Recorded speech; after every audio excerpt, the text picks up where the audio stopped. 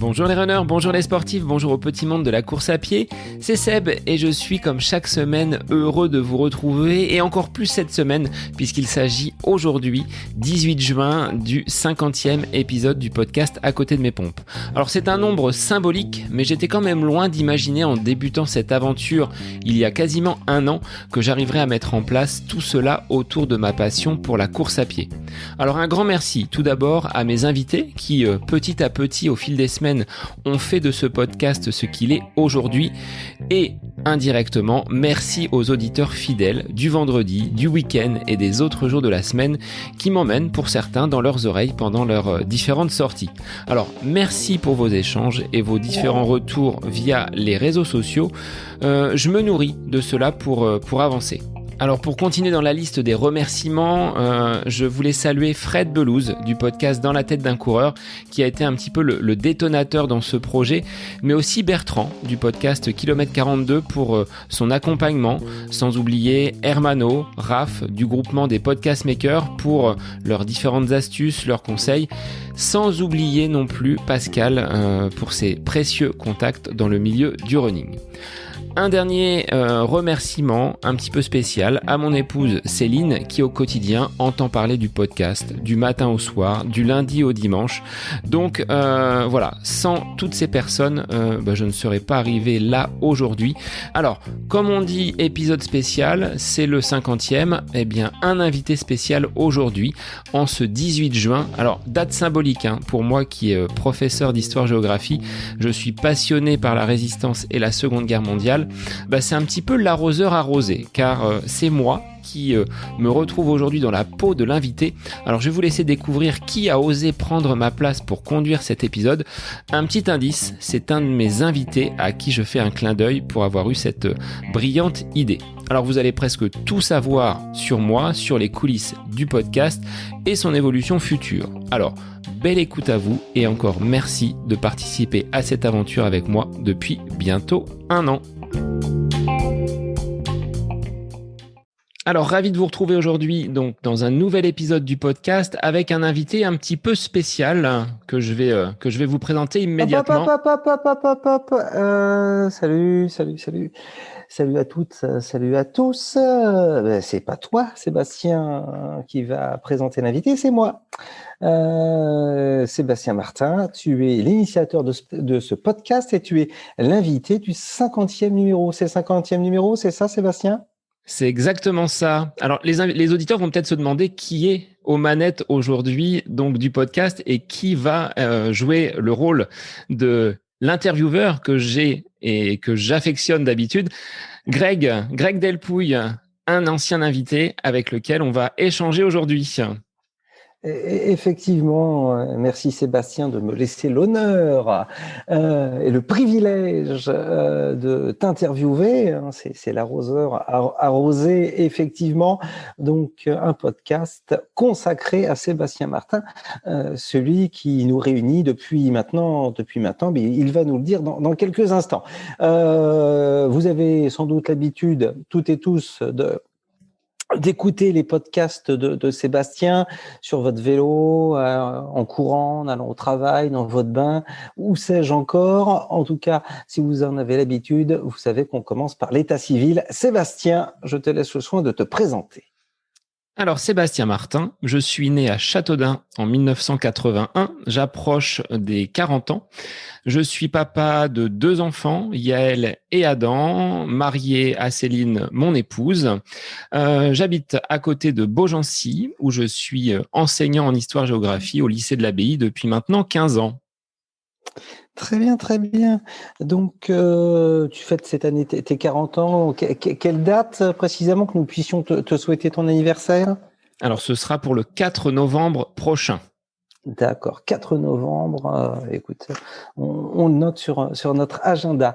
Né à Châteaudun dans l'Eure-et-Loire. Châteaudun plutôt connu pour sa prison plutôt que pour sa maternité, non ?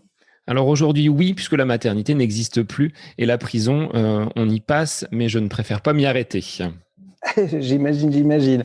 Tu es né en Beauce, outre le fait que c'est un peu la loose, tu y es resté longtemps? Alors, j'ai effectué toute ma scolarité, donc d'abord au collège de Bonneval, où mes parents ont habité et habitent toujours. Ma maman est toujours sur le secteur Bonne-Vallée.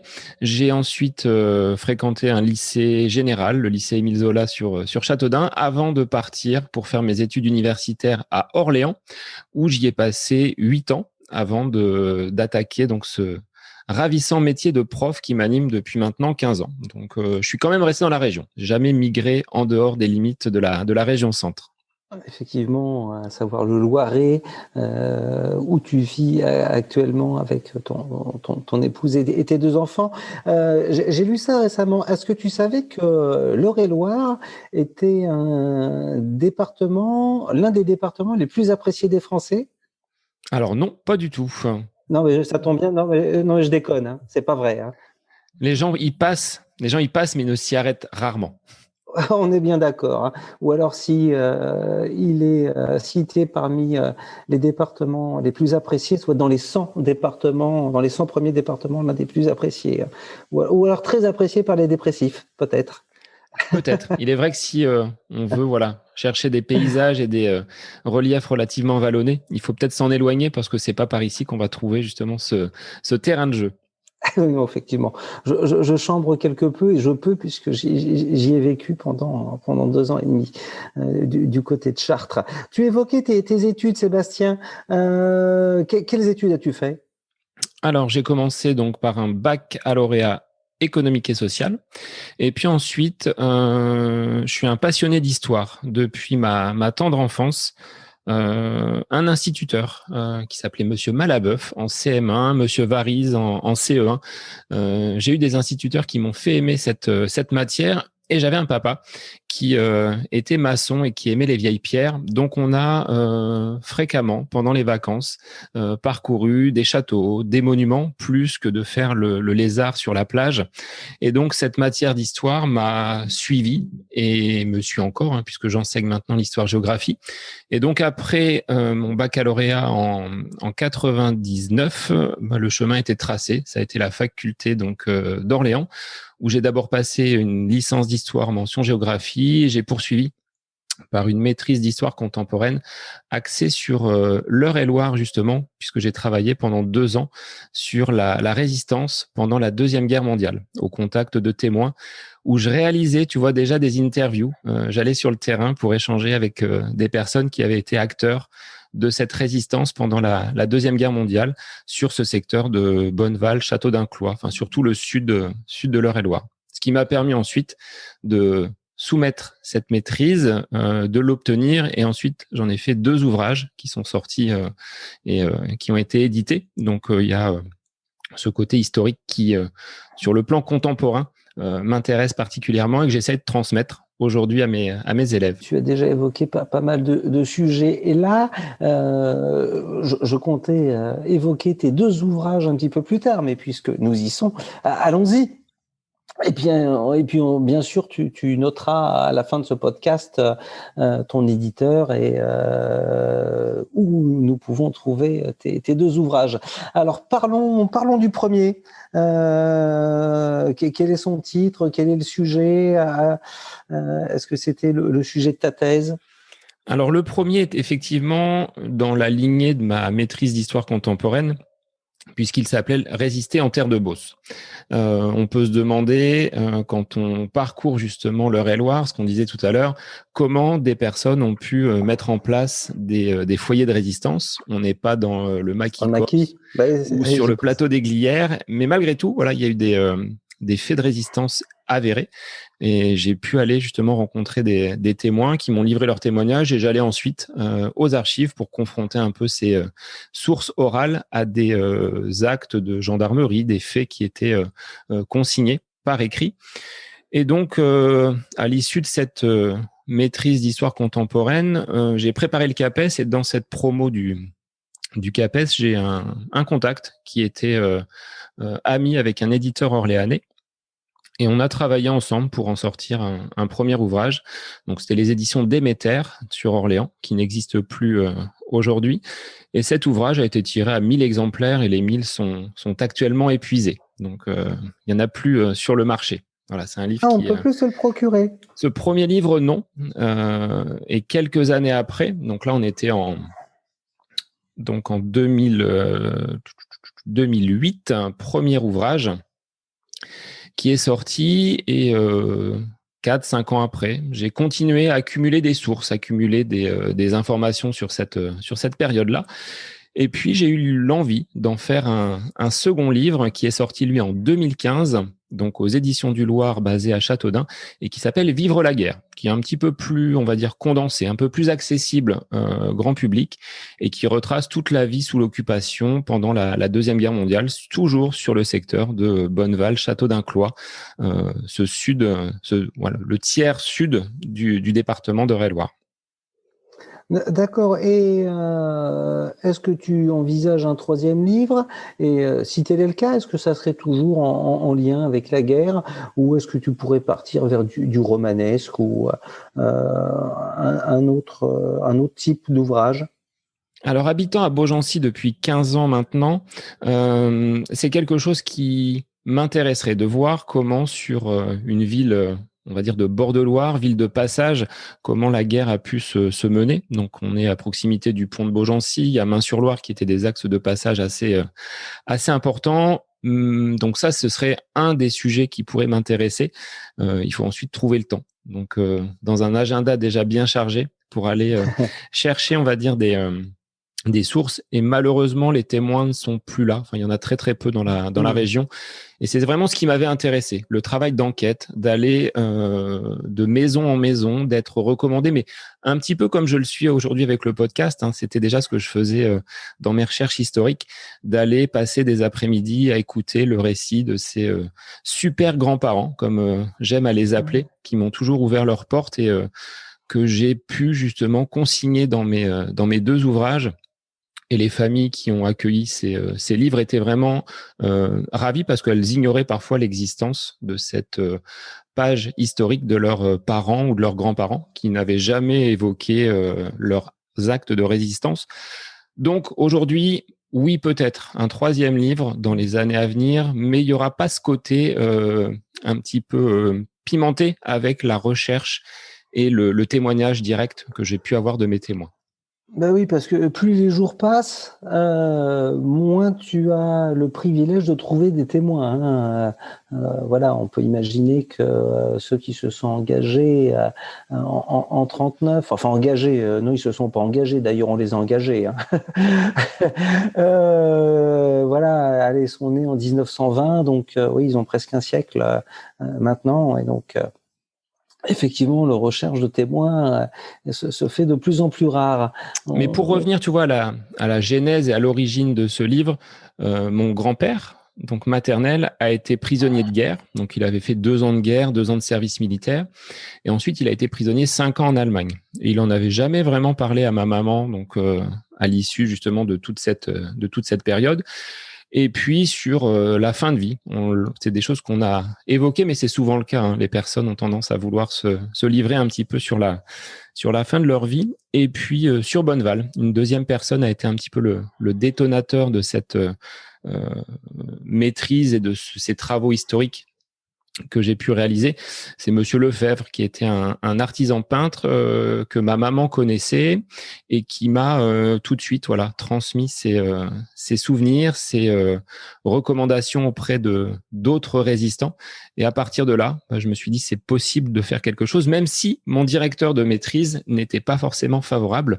Je passe un coucou à Jean Garrigue, qu'on voit souvent sur les plateaux télé sur France 5, expert en politique, qui aurait voulu m'orienter vers Napoléon et ses épopées, on va dire, européennes. Donc moi, j'avais choisi la résistance, plutôt cette frange de l'histoire contemporaine, et bien m'en a pris, parce que j'ai passé vraiment 2 années de recherche sur le terrain à écumer les différentes personnes qui pouvaient me renseigner et m'apporter leurs témoignages. Donc ça a été Je dirais dans ma scolarité jusqu'à la maîtrise, ces 2 dernières années sur lesquelles j'ai vraiment fait de l'histoire au sens propre, en allant chercher mes sources, en les compilant, en allant les confronter.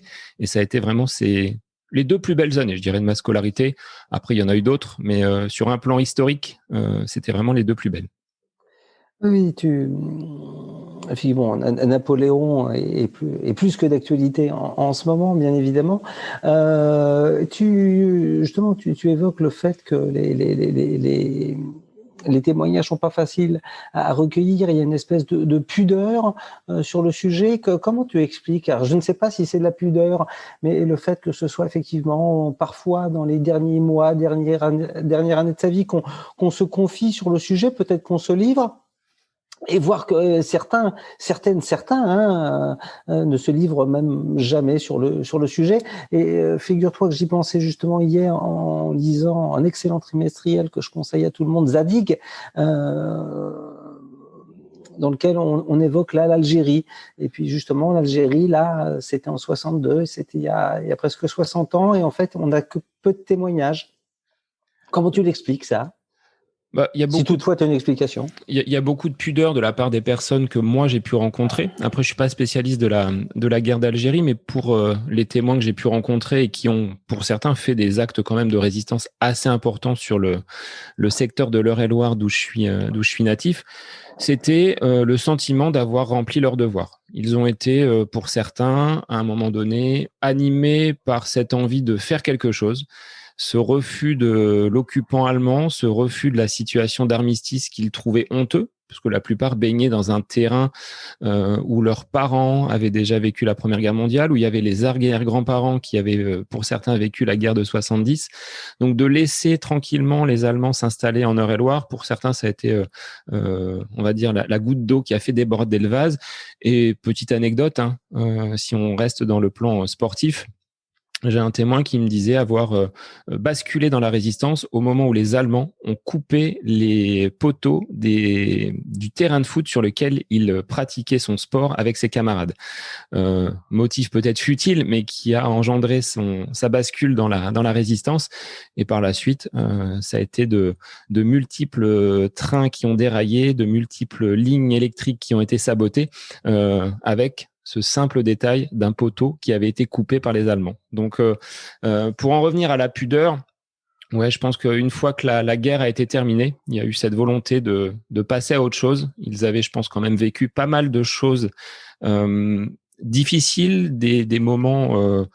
Certains m'ont dit, je préfère même pas en parler tellement ça a été compliqué. Donc ouais, cette pudeur fait qu'ils ont mis un peu leur mouchoir par-dessus, et les années avançant, il y a ce besoin de se confier pour laisser peut-être une trace, ce qu'ils ne pouvaient peut-être pas faire avec leurs enfants, mais ce qu'ils ont fait assez facilement avec moi. Une fois mis en confiance, ils se sont ensuite totalement livrés, me présentant des documents et des images, des photos qui n'étaient jamais sorties nulle part. Donc il y avait cette découverte pour moi d'un matériau neuf en termes d'histoire et de sources, donc c'était vraiment intéressant. Et je pense à ça, là. Désolé, je fais un raccourci, mais Seconde Guerre mondiale, Beauce, Chartres, quid de Jean Moulin? Est-ce que tu as eu des compagnons de lutte de Jean Moulin? Alors, pas directement, parce que Jean Moulin a très rapidement été révoqué et a quitté l'Eure-et-Loir. Donc, dès l'année 40, il n'était plus sur le territoire, on va dire, eurélien. Mais alors pas directement, mais un de mes témoins me disait l'avoir croisé. Il s'était déplacé jusqu'à Bonneval dans la clandestinité sur une maison dont on voit encore les stigmates, puisque c'était une maison qui jouxtait la commandanture. Donc, comme quoi, dès novembre 40, il y avait quand même des foyers de résistance qu'on appelle les pionniers. Et ces personnes-là ont parfois péri, ont laissé leur vie.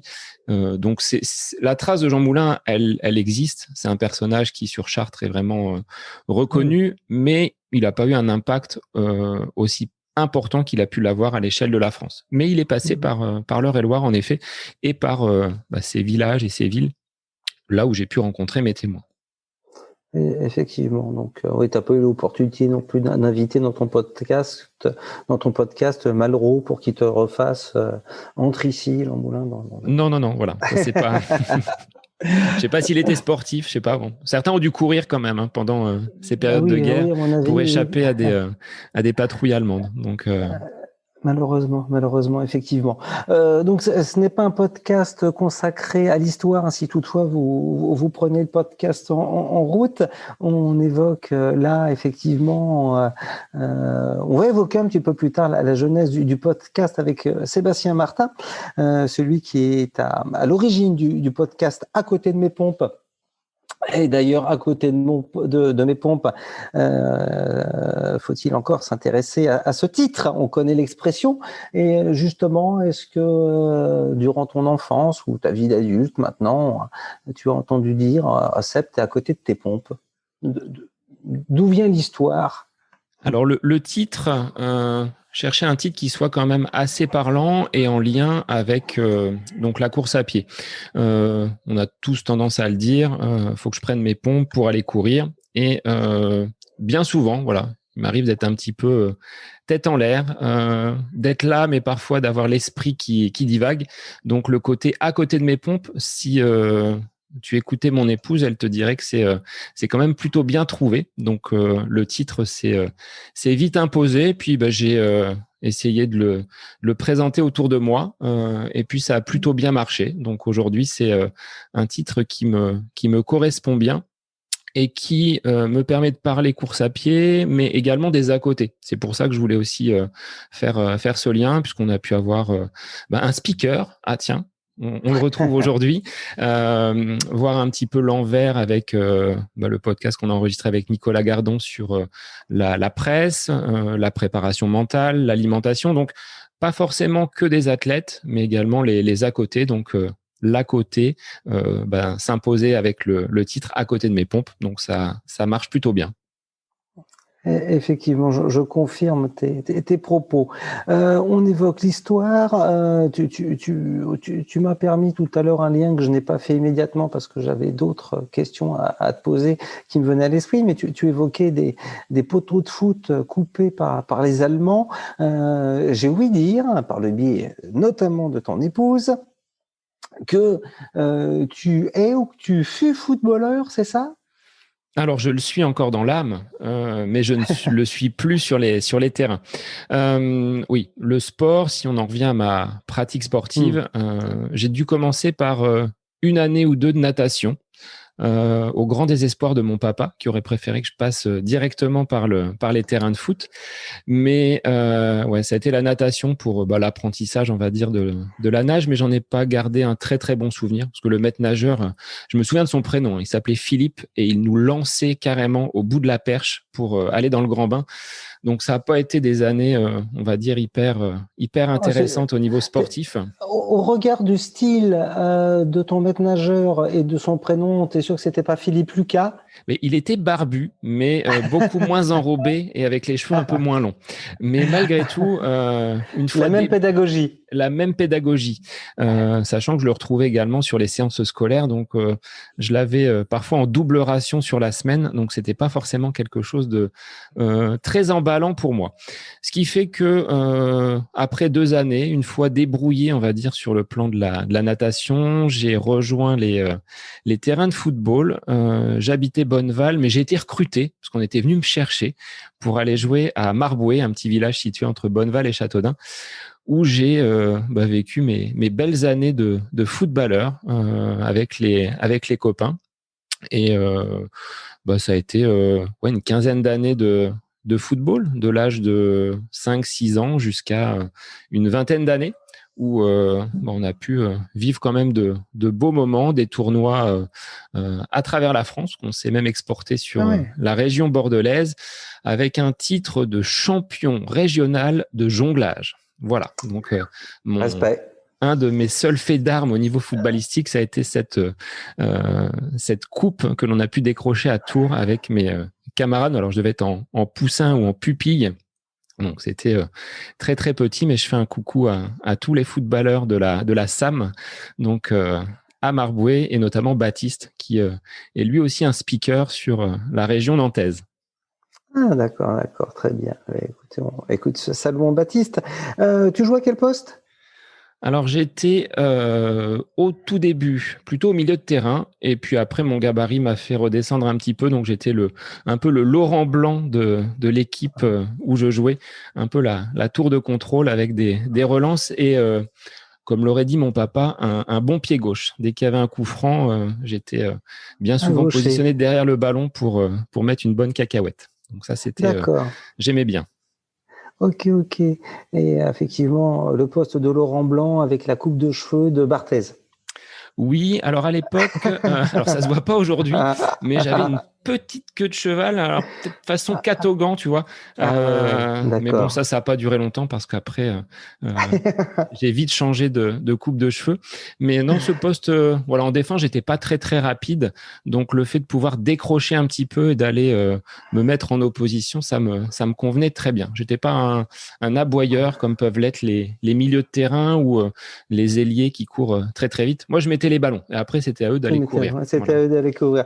Justement, tu parles de ton physique. À l'âge adulte maintenant, tu mesures combien? C'est quoi ton poids de forme? Alors, 1m80, même si sous la toise, ça devait être 1,79 lors du dernier certificat médical, pour un poids de forme à 81 kg. Je suis déjà descendu en dessous, mais j'étais pas forcément dans mes meilleures dispositions. Mais j'ai été beaucoup plus lourd. C'est-à-dire que quand mon épouse m'a connu, Céline, en 2008, je pesais 10 kilos de plus. Donc, j'approchais j'étais à 90 kilos bien tassé, effectivement. D'accord. Donc 1m80, 80 kilos poids de forme, c'est-à-dire que tu es plutôt musclé? Plutôt tonique. C'est-à-dire que si on me coupe une jambe ou deux jambes, je perds plus de la moitié de mon poids. D'accord, J'ai gardé justement ces gros mollets de footballeur et des bonnes cuisses, ce qui fait que je suis plutôt, musculeux, on va dire. Alors, on peut imaginer, on en reparlera tout à l'heure quand on évoquera tes entraînements, mais que tu dois apprécier le fractionné. Les footeux aiment bien les fractionner.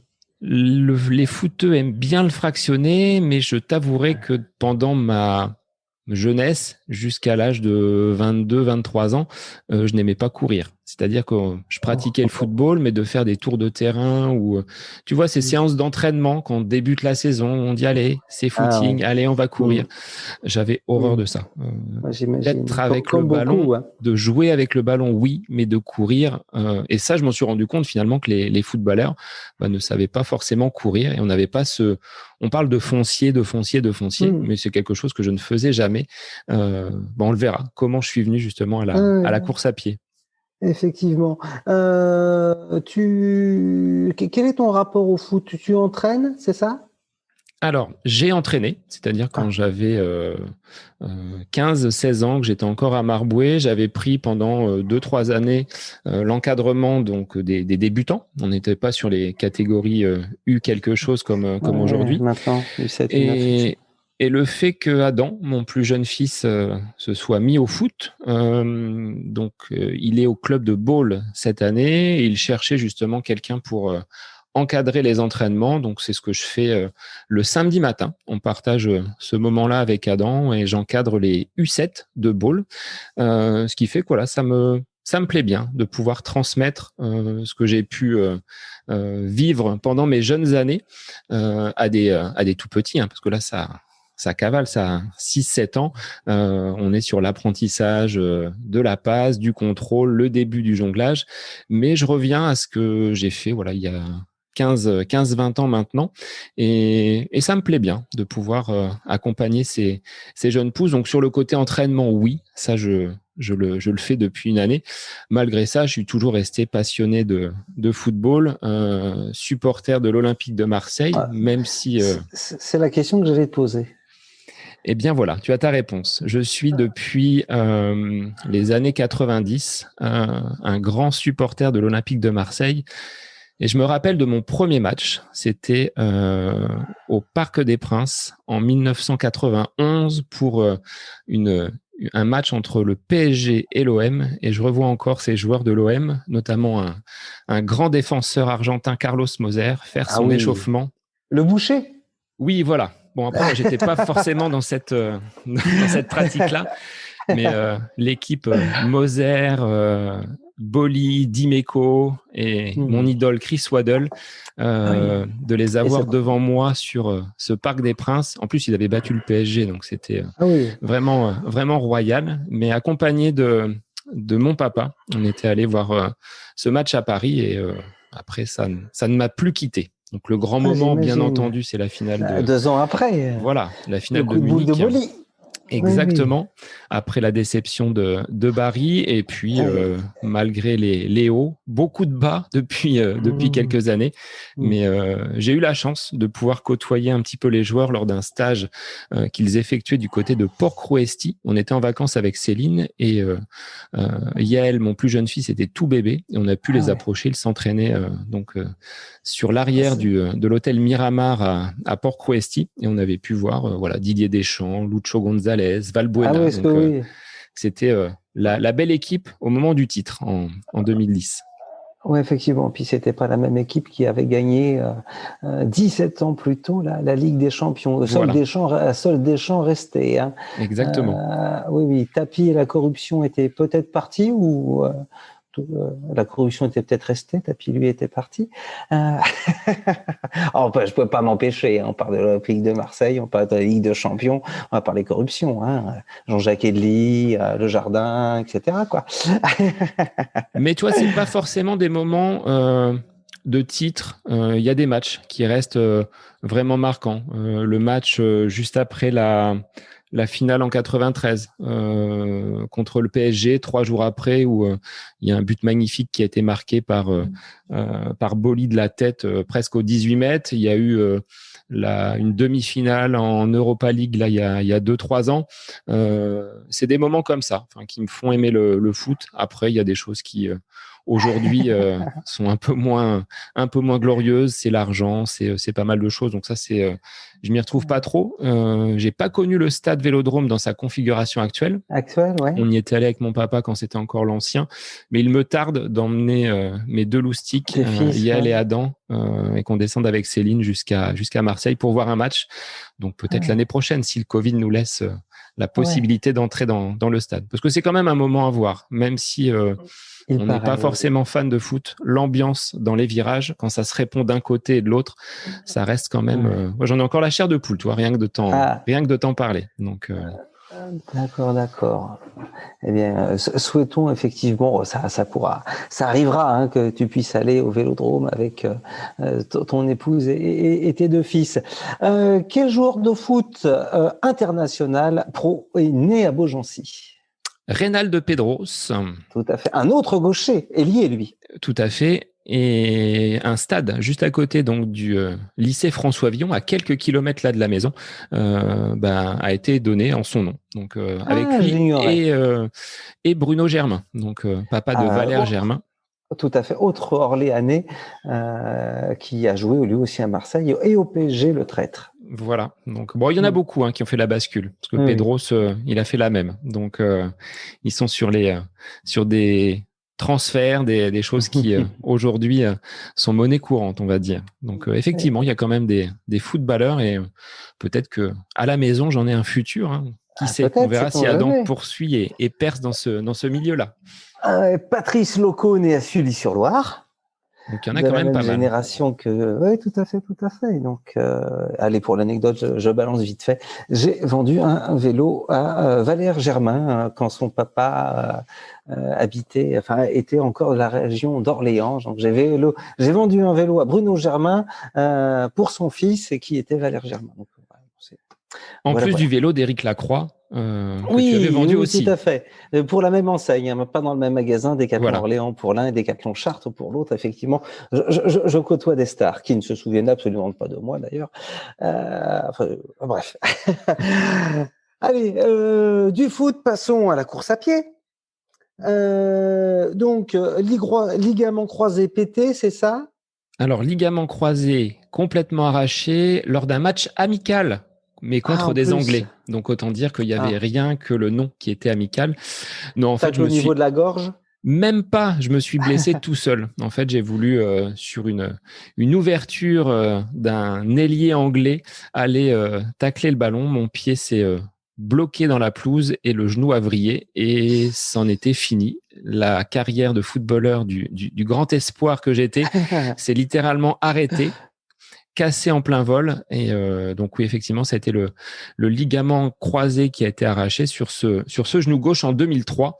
Et puis depuis, j'ai jamais remis les pieds de façon officielle sur un terrain de foot.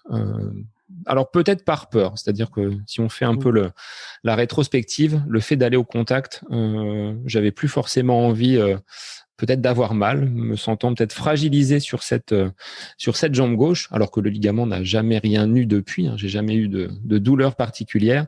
Mais suite à l'opération, pendant la rééducation, mon kiné qui était sur Chartres m'a dit tu vas faire du tapis. Bon, eh bien c'est parti. Ça a été les 10 premières minutes, je savais absolument pas comment il fallait faire. J'étais un petit peu emprunté sur ce tapis qui avançait tout seul. Et puis petit à petit, j'ai commencé à y prendre goût. Ensuite, je suis reparti une fois la rééducation faite sur Orléans.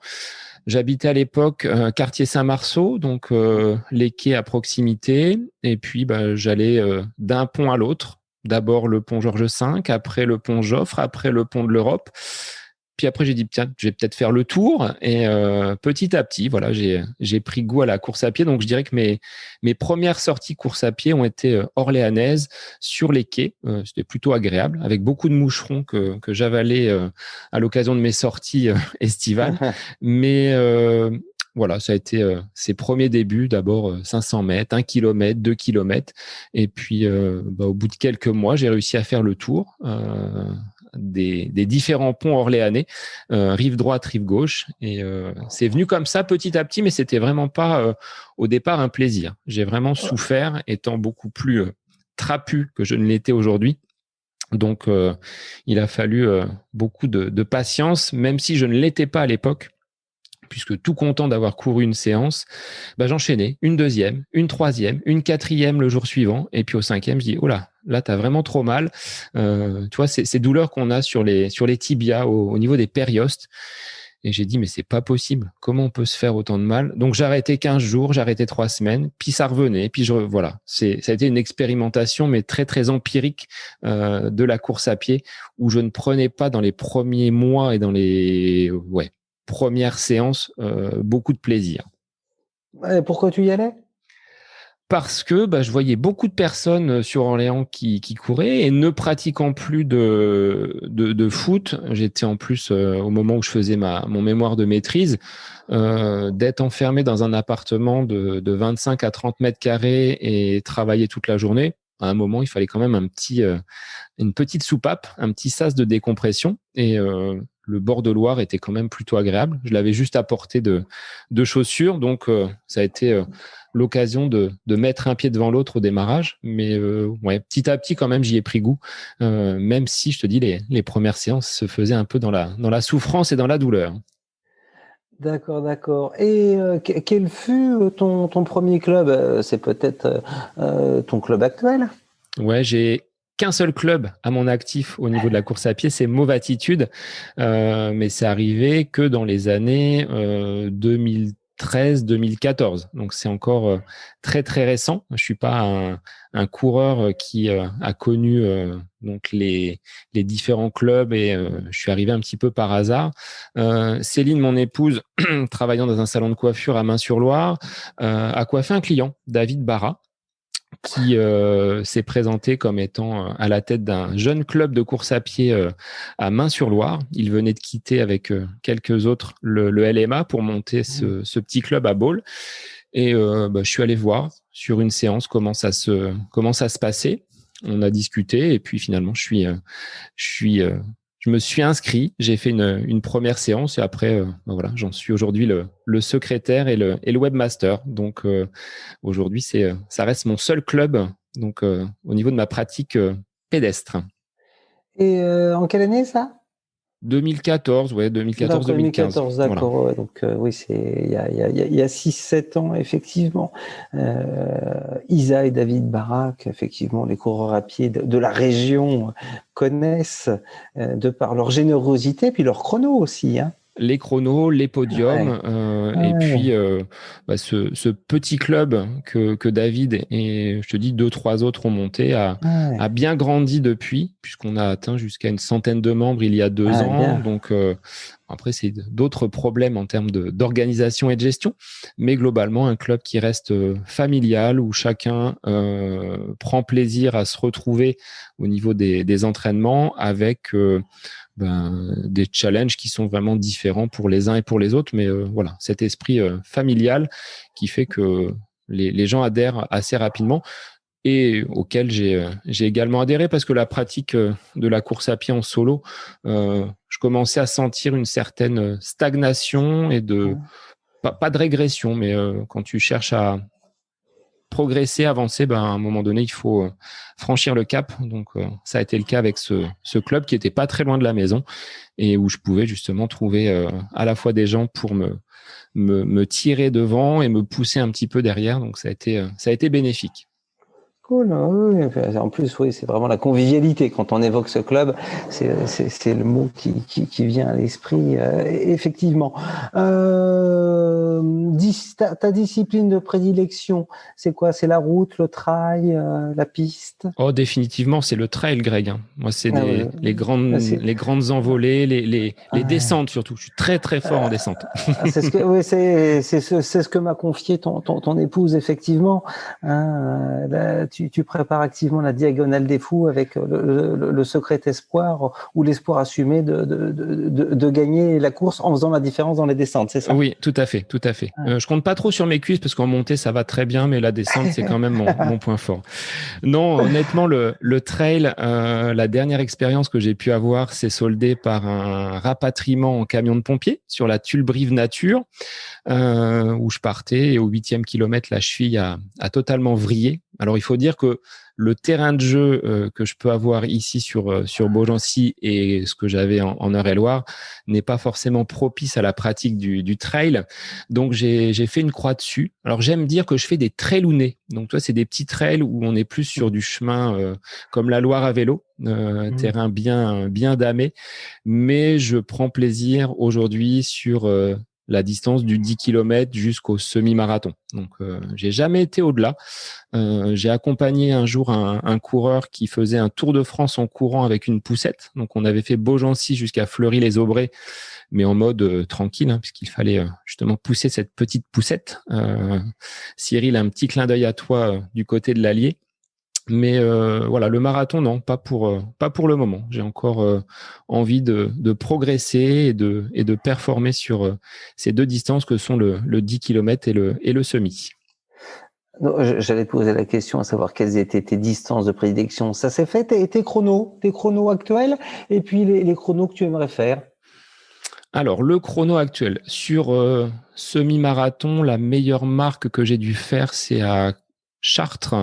Donc, ça remonte à 2017, où j'avais dû faire 1h28. Donc, ça remonte un petit peu. Et sur 10 km en off, parce que j'ai pas fait de course labellisée, ça doit être 39-10 sur route. Après, il y a d'autres chronos qui ont été faits à l'entraînement, mais qui sont sur piste. Donc, c'est un petit peu différent. J'ai déjà fait 18 en juin dernier sur un 5000 mètres sur piste.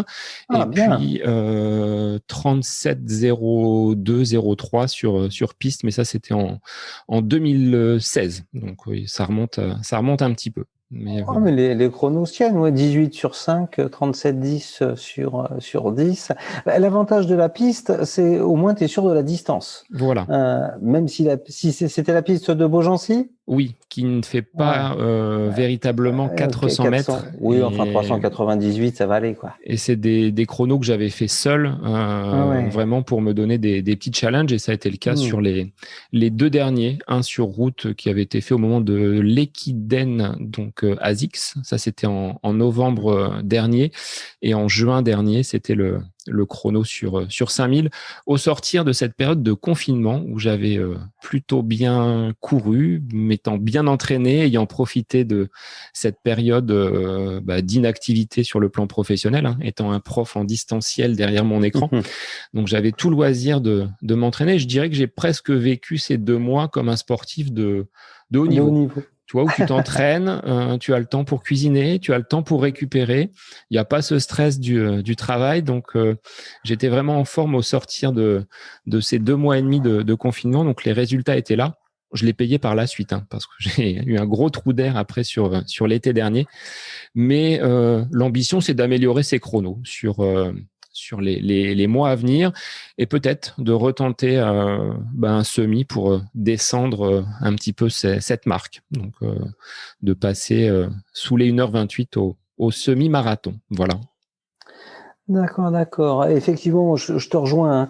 Moi, c'est seul sur la piste que je fais mes meilleurs chronos, hein. Encore hier matin, sur un 10 000 mètres piste, j'ai fait 27,32. J'étais pas trop mal, hein. Mais personne ne me croit. C'est ça l'inconvénient. Tu étais en vélo, non? Et encore. Effectivement. Donc, et quel chrono tu aimerais faire alors? Ça, il faudrait demander à mon coach après ce qu'il en pense au niveau de ma marge de progression. Non, mais justement, toi. Je dirais de me rapprocher de ce que j'avais fait sur 10 km. J'étais en pleine prépa des 20 km de Paris à l'époque et je l'avais très mal préparé parce que je voulais faire de beaux chronos, mais je ne faisais que de la piste et le bitume parisien a eu raison de mon allure et de ma foulée. Mais de me rapprocher de ces 37 minutes et peut-être de passer juste la tête en dessous, ce qui serait déjà un bon chrono, même si je suis un coureur lambda, hein, que je fasse 37-10 ou 36-59, ça changera pas forcément mon existence. Je ne briguerai jamais de podium et encore moins de victoires sur des courses, hormis s'il se passe un événement cocasse comme j'ai pu le vivre sur l'âne et le chat. Alors ça devait être la toute première édition à Main-sur-Loire, où je me suis retrouvé en tête d'une course sans le savoir. Ah oui. Il y avait une erreur d'aiguillage au niveau de l'église de Baule par un signaleur qui avait dû s'endormir. Et bizarrement, je me retrouve en tête de cette course avec 2 autres coureurs. Bon, après, les autres nous ont rapidement rattrapés. Mais voilà, hormis coup de chance. Tu as connu quelques instants de gloire. Quelques instants, mais ça n'a pas duré longtemps. Après, les avions de chasse nous ont rapidement rattrapés. Mais voilà. Une erreur de balisage sur l'âne et le chat organisée par le LMA, ça m'étonne beaucoup. Non, je plaisante, c'est très ironique, hein. J'ai bien connu la qualité de l'organisation et bref. Mais c'était la toute première année. Je pense que les coureurs avaient rejoint la nationale alors qu'ils auraient dû tourner. Donc voilà, ce que je te disais, ce sera d'améliorer, on va dire, sensiblement ces chronos, mais de continuer à courir déjà pour le plaisir, sans connaître la blessure et de pouvoir en apprendre toujours un peu plus sur mes capacités et mon potentiel. Arriver à la quarantaine, de pouvoir continuer à prendre plaisir et toujours à courir. 10 semis, le Graal, c'est le marathon. Le Graal, c'est le marathon. Je sais pas. Laisse pour toi aussi. Pour l'instant, je pense pas forcément être attiré par cette distance-là. Enfin, c'est peut-être paradoxal. Je vois beaucoup de coureurs, hein, quand ils débutent la course à pied, il faut très rapidement augmenter la distance et aller sur marathon. Je pense que j'y viendrai un jour. C'est quelque chose que j'ai peut-être secrètement envie de tenter, mais là, dans les 6 mois ou dans l'année qui vient, non, j'ai envie de continuer à travailler, à progresser, gagner toujours un petit peu plus en vitesse, de descendre déjà ces chronos sur 10 et semi. Mais pour moi, non, c'est pas forcément le Graal. Je sais que ça l'est pour beaucoup de coureurs. Je pense pas qu'on doit forcément être marathonien pour être un coureur. On voit souvent, il faut absolument courir un marathon pour justifier de son statut de coureur. Moi, aujourd'hui, c'est pas quelque chose qui m'attire plus que ça. Je sais que c'est aussi un pas un sacrifice, mais ça demande du temps au niveau de l'entraînement. Et dans mon fonctionnement actuel, entre la vie de famille, l'entreprise que j'ai en parallèle de mon activité d'enseignant, le podcast et la course à pied, la préparation d'un 10 km ou d'un semi se cale plutôt bien.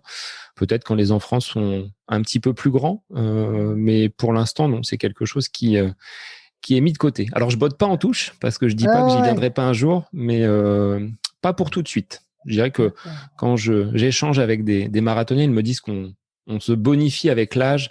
Donc, j'ai encore un peu de vitesse et encore envie de montrer ce que je vaux sur ces quelques distances que sont le 10 km et le semi-marathon. Donc, on verra un petit peu plus tard pour la distance Rennes. Ok, mais c'est une réflexion intéressante que tu as effectivement de ne pas considérer à l'heure actuelle le marathon comme le Graal et pouvoir profiter des quelques années qui te restent avec un petit peu de vitesse, effectivement.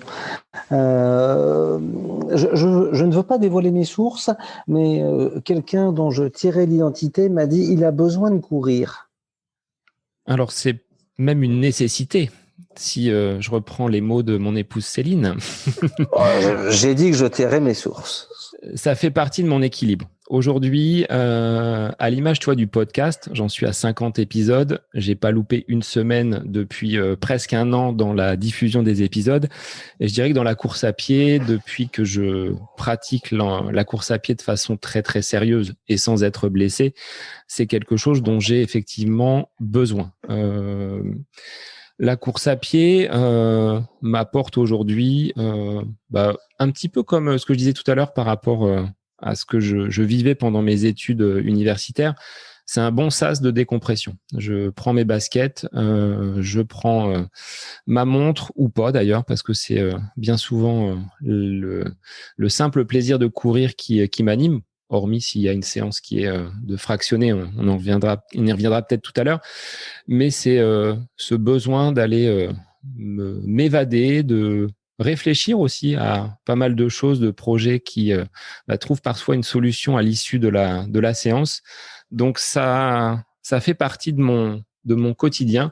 Et aujourd'hui, je pourrais difficilement me passer de courir. Donc c'est quand je suis forcément peut-être un petit peu fatigué, je vais peut-être hésiter à y aller, mais ça dure 5 minutes. Une fois que j'ai mis les chaussures, après c'est parti. Donc c'est quelque chose qui est indispensable. Oui, je pourrais pas trop m'en défaire. Et bien que n'ayant pas forcément connu, on va dire des grands moments de gloire, hein, c'est même là, tu vois, en cette période où il n'y a pas forcément de dossard, j'ai continué à courir pendant tout le confinement. J'ai jamais eu besoin que quelqu'un vienne me prendre par le bras en me disant tiens, tu viens, on va courir. Qu'il vente, qu'il pleuve, quelle que soit la météo, hormis si c'est vraiment verglacé, là je vais hésiter quand même à sortir, mais quelle que soit la météo, non, j'ai ce besoin de mettre un pied devant l'autre, d'aller parcourir quelques kilomètres et puis de me retrouver un petit peu avec moi-même. Donc c'est un bon moyen de faire une introspection, de voir où j'en suis par rapport à des projets que je mène. Et parfois, il y a une problématique qui s'est posée peut-être au niveau du lycée, au niveau de mon auto-entreprise. Et hop, une fois que je suis rentré, j'ai parfois la solution. Donc, je pars pas avec mon petit carnet et mon stylo, mais c'est on va dire un bon moment créatif et récréatif. Je pense que la majorité des coureurs, des coureuses et des coureurs se retrouvent effectivement dans tes propos. Et sinon, ta bigorexie, ça va ? Alors, je suis pas, je pense, dans la bigorexie parce que je suis capable de reporter, on va dire, une séance, mais je m'arrange pour que les séances aient le moins d'impact possible sur la vie de famille. Les gens qui me suivent sur Strava et qui me connaissent un petit peu peuvent voir que les séances vont se faire soit de façon très très tôt le matin, ou alors bénéficiant d'un emploi du temps de prof. Hein. Tu sais, on travaille que 18 heures et encore. Là, mes élèves vont être en stage. Je ne me serais jamais permis de faire une quelconque réflexion sur ton statut de professeur. Mais cet emploi du temps m'offre des plages de libre qui me permettent justement de caler mes entraînements sur des matinées ou des après-midi sans que les activités et la vie de famille n'en soient trop impactées. Et justement, disons, tu me permets un bel enchaînement. Toujours d'une source que je ne veux pas trahir, j'ai entendu parler de séances fantômes. Je ne connaissais pas le terme. Peux-tu nous en dire plus sur ces séances fantômes? Alors, la séance fantôme, c'est tout simplement une séance qui va consister à déjà t'extraire du lit sans te faire attraper et rattraper par la patrouille. C'est-à-dire que mes affaires sont déjà prêtes la veille au soir. J'ai juste à enfiler mes chaussures, à mettre ma tenue et puis avec un petit cookie, on va faire un petit coucou à Laurence, un petit cookie Stay Active dans le ventre et c'est parti pour une séance. Et quand je reviens, tout le monde dort encore. Et donc, la séance a été faite de façon transparente pour la vie de famille. L'équilibre. Et au final, ça me permet aussi, toi, sur des séances très matinales, de récupérer tout au long de la journée. Donc, de continuer à marcher. Si je fais une séance à 6h30 ou 7h, même si 7h, c'est un petit peu tard, mais très tôt le matin, dans l'enchaînement, je vais pouvoir récupérer tranquillement, marcher. Et finalement, l'impact est beaucoup moins important que si je fais mes séances le soir. Alors, je les ai faites parfois très, très tard. Mon épouse Céline finissant son métier de coiffure à plus de 19h. Donc, c'est difficilement conciliable, alors que le matin, avant d'aller au lycée, c'est beaucoup plus jouable. Surtout à cette période-là du printemps et de l'été où les jours sont plutôt un peu plus longs. En hiver, je suis un peu plus frileux, toi, quand il faut sortir en plein mois de janvier et que les températures sont largement en dessous 0, c'est plus compliqué. Mais à cette période-là, ça me dérange absolument pas d'effectuer donc ces séances dites fantômes. Ah oui, effectivement, je ne connaissais pas le terme, mais je les trouve particulièrement appropriés. Et à nouveau, là, pas mal de coureuses et de coureurs se reconnaîtront dans ces séances fantômes. By Sébastien Martin, hein, voilà, il y a un copyright à utiliser. Oui, c'est sous licence. Hein. Comme tu as le copyright des Boulangerun, c'est-à-dire que c'est un coureur de la région donc Bretagne qui a mis en place ce Boulangerun, c'est-à-dire tu fais ta séance et tu arrives au moment de l'ouverture de la boulangerie pour repartir avec ton pain. Donc c'est Damien qui est en Bretagne. Ah d'accord, on salue Damien et puis en plus tu reviens avec des viennoiseries comme ça, tu es idolâtré par toute ta famille. C'est ça. C'est-à-dire que waouh, papa il est trop fort, il allait courir ce matin et en plus il nous a ramené des viennoiseries. Alors tout dépend où se situe la première boulangerie ouverte parce que s'il faut faire 35 km. Non, sur Villorceau, j'ai 2 boulangeries, la boulangerie Le Mercier et le Four à Bois.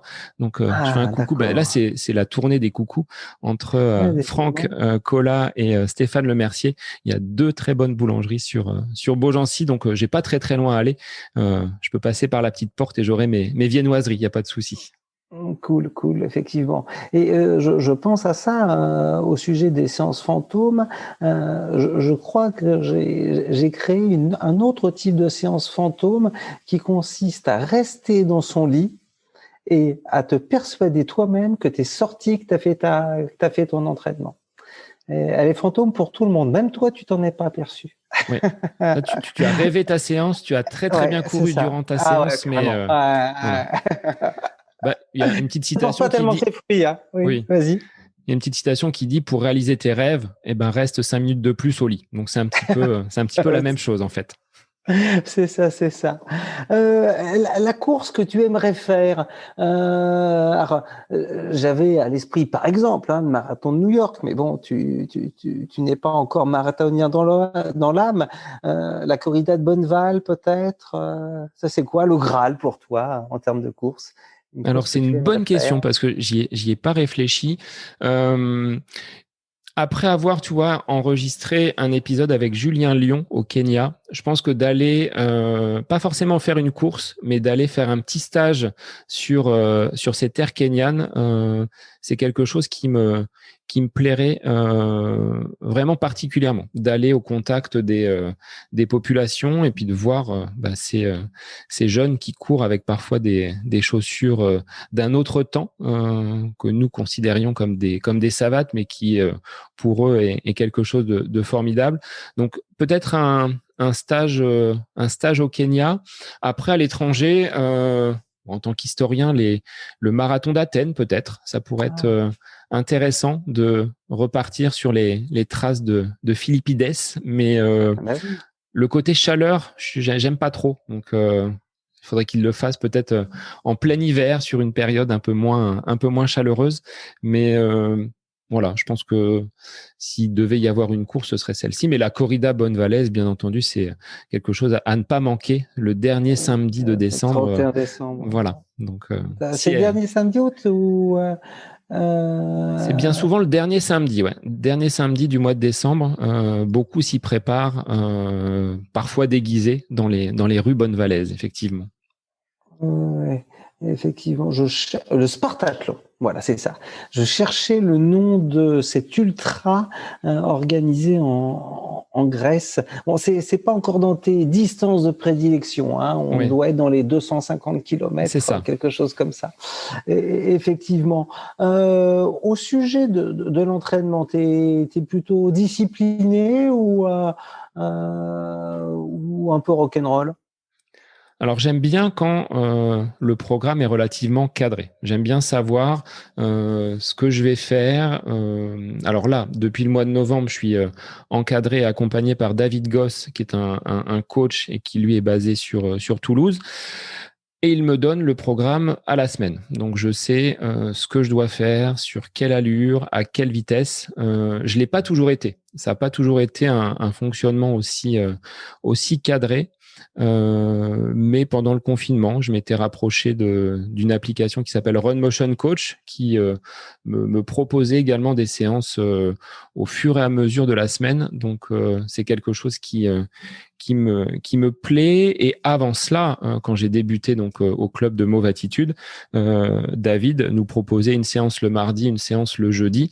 Même si je ne pouvais pas y assister, c'est cette séance-là que je faisais, n'ayant pas aujourd'hui toutes les compétences pour bâtir moi-même mes propres plans d'entraînement. Mais j'aime bien, quand il y a de la variété dans l'entraînement, de ne pas courir toujours en endurance ou des simples footings.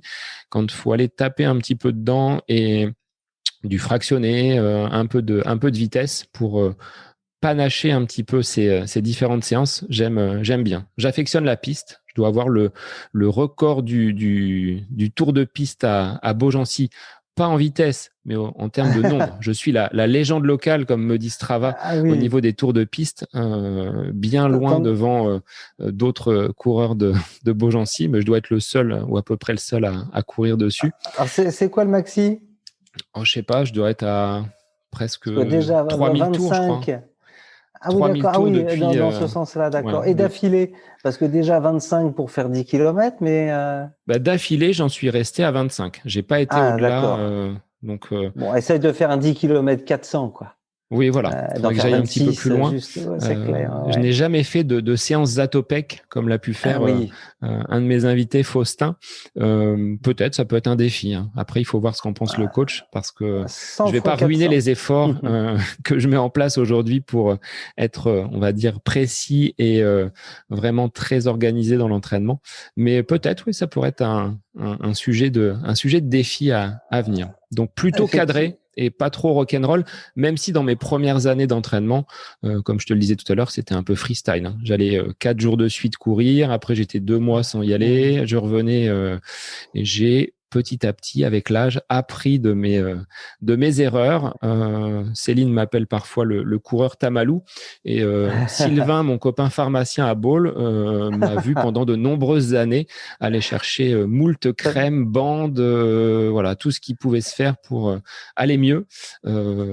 Tu avais la carte premium d'ailleurs. Je crois que j'ai une carte de fidélité, oui, c'est ça. Donc, limite une entrée par l'arrière de la pharmacie pour aller récupérer directement mes baumes, mes crèmes, mes straps, et puis après les attelles, hein, parce qu'il y a eu voilà des blessures, des entorses. Donc, mais je suis voilà depuis 2-3 années relativement épargné. D'où cette envie peut-être de poursuivre sur ces terrains de jeu que sont le 10 km et le semi-marathon. Donc, entraînement aujourd'hui plutôt cadré, même s'il n'y a pas d'objectif course, mais ça va revenir. Donc, j'espère pouvoir accrocher un dossard et puis voir où j'en suis par rapport à ces différents chronos. Effectivement, donc juste séance Zatopek, c'est 100 fois 400 mètres. Voilà pour les non-initiés sur le sujet. Tu évoquais là il y a quelques instants David Goss, ton entraîneur. En off, tu me confiais apprécier la qualité de ses entraînements, même si tu me disais au point de vue sportif, c'est dommage que ce mec n'ait aucune crédibilité, quoi. En termes de chrono, c'est pas grand chose, quoi. Oui, non, c'est quelqu'un qui n'a pas beaucoup performé. Non, trêve de plaisanterie. David est quelqu'un qui est très modeste, malgré les excellents chronos qu'il a pu réaliser, les nombreuses victoires qu'il affiche. Et puis derrière, un CV relativement important sur le plan de la préparation physique, de la psychologie. C'est quelqu'un qui n'est pas présent au quotidien dans mes entraînements, puisqu'il est basé sur Toulouse, mais qui, par échange de messages, par différents supports que l'on a à notre disposition avec l'outil qui est la plateforme d'entraînement Nolio, hein, qui nous permet justement d'échanger. C'est un suivi qui est vraiment très très précis, et si je constate un petit bobo, une petite gêne ou le tout ressenti que je peux avoir à l'issue d'une séance, il va s'adapter, il va l'ajuster, et c'est ce que j'avais besoin. Non pas que le club ne m'apporte plus, mais quand on est sur une préparation, on va dire, ou un entraînement individuel comme le mien, vu que Céline, mon épouse dans la coiffure, a des horaires qui ne me permettaient pas de suivre les entraînements du club, quand on prépare un 10 km ou un semi-marathon, les séances du club qui sont à destination, on va dire, d'un panel beaucoup plus large, ne me permettait pas d'avoir peut-être une progression un petit peu plus importante. Et depuis maintenant le mois de novembre que je travaille avec David, les séances sont variées, et puis je me sens bien plus costaud sur des séances qu'auparavant. Je tirais un petit peu plus la langue. Donc, preuve que les efforts fournissent, les efforts aujourd'hui réalisés avec David portent leurs fruits, et j'attends justement maintenant l'ouverture officielle des courses pour aller titiller ces petits chronos. Mais c'est quelqu'un de très modeste, au point qu'il est un petit peu réticent aujourd'hui à vouloir passer sur le podcast. Donc c'est quelqu'un un peu de l'ombre, je dirais. Donc il n'aime pas peut-être les strass et les paillettes, mais c'est quelqu'un d'une grande qualité et d'une grande modestie. David Goss, c'est 29-26 sur 10 km et un petit peu plus d'1h05, je crois, au semi. Au semi, oui, c'est ça. Effectivement, donc on peut aller vite, être modeste, bien évidemment. T'es du genre à faire du gainage, des étirements, être sérieux, ou ça passe un petit peu à la trappe, ce genre de pratique? Alors, gainage, bien souvent quand je suis blessé. Les étirements, quand ça commence à siffler de toutes parts. Mais oui, c'est quelque chose que je m'applique à faire de façon beaucoup plus régulière qu'au début de ma pratique. Même si, pour certains, les étirements, il n'y a pas forcément d'intérêt. Moi, j'en vois les bénéfices d'être un petit peu plus souple, même si je suis incapable aujourd'hui de faire une roulade. Donc, on peut dire qu'en termes de souplesse, j'en suis très loin.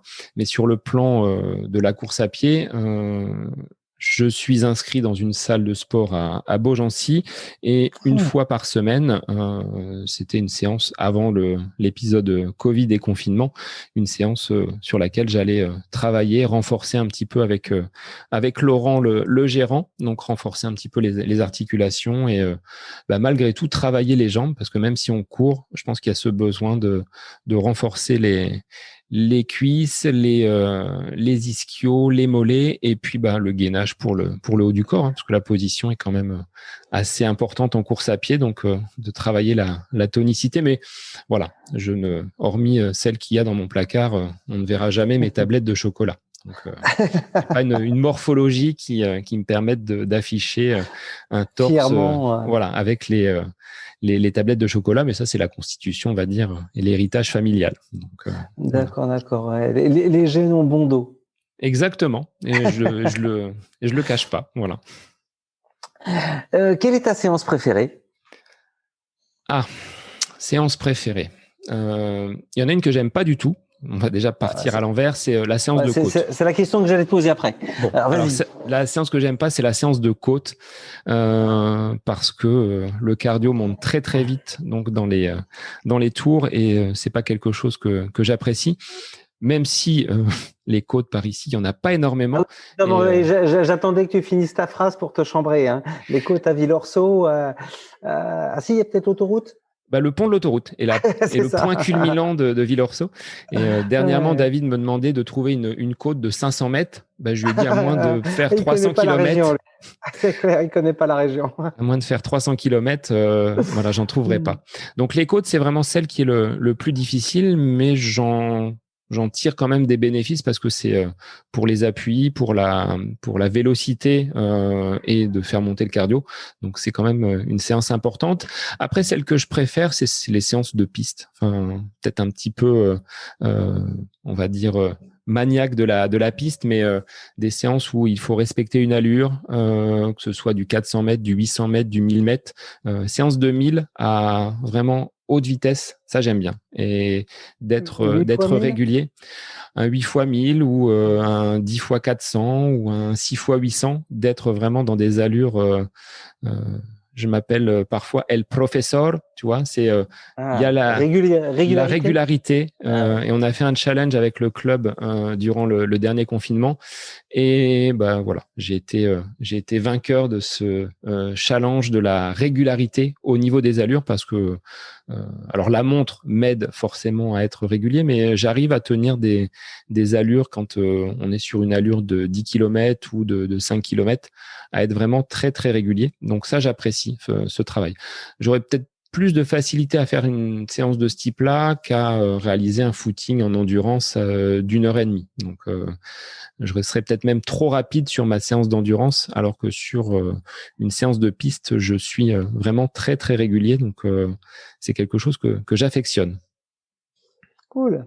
Très bien, très bien. Autre sujet maintenant, celui qui nous réunit depuis environ 1 heure et puis qui nous réunit depuis 1 an, à raison d'un par semaine, donc on n'est pas encore tout à fait à 1 an, mais on s'en approche. On a compris le podcast. Alors, depuis quand? C'était quand le premier numéro? Alors, le premier numéro, il a été publié aux alentours du 20 juillet. Ça a été le tout premier épisode façon teaser, tu vois, la petite bande-annonce qui lance le projet, que j'ai réécouté il y a 2 jours à peine, et je me suis dit mais qu'est-ce que c'est que cette voix? Donc enregistrer cette bande-annonce du podcast avec mon téléphone et un micro, ce micro-casque qui est vendu avec tous les téléphones. Donc ça a été le teaser et la première accroche. Et pourquoi un podcast? C'est le confinement qui t'a fait réfléchir à ça? Enfin, d'où vient l'idée? Alors, j'en ai écouté énormément pendant le confinement et le tout premier épisode de podcast de ma vie que j'ai dû écouter, c'est un podcast qui a été enregistré par Arnaud Manzanini, donc sur le podcast Ultra Talk avec Johan Stuck. Et cet épisode avec Johan m'a fait découvrir cet univers de l'audio. Et je me suis dit, bon, c'est quand même quelque chose de particulier. Moi, j'étais j'écoute beaucoup la radio, j'écoute énormément de choses, d'émissions. Ma station préférée, c'est RMC, Radio Belou, comme l'appelle Céline. Une radio où on parle en permanence, où il n'y a pas forcément de musique. Mais pendant le confinement, ensuite, j'ai énormément écouté d'épisodes en bricolant, en cuisinant, en faisant la vaisselle, en faisant mes activités, on va dire, domestiques. Et tout ça pour nous faire comprendre que tu participes à des tâches ménagères. Tout à fait, tout à fait. C'est pour faire culpabiliser les hommes qui écoutent ce podcast, on l'a bien compris, c'est un peu sournois. Mais bon. Je n'ai pas peur du fer à repasser, Greg, hein, rassure-toi. Du quoi ? Du fer à repasser, cet engin, voilà. C'est pas une table pour faire du surf. Et pour en avoir écouté énormément pendant ce confinement, j'ai eu petit à petit cette idée peut-être de faire quelque chose autour de la course à pied.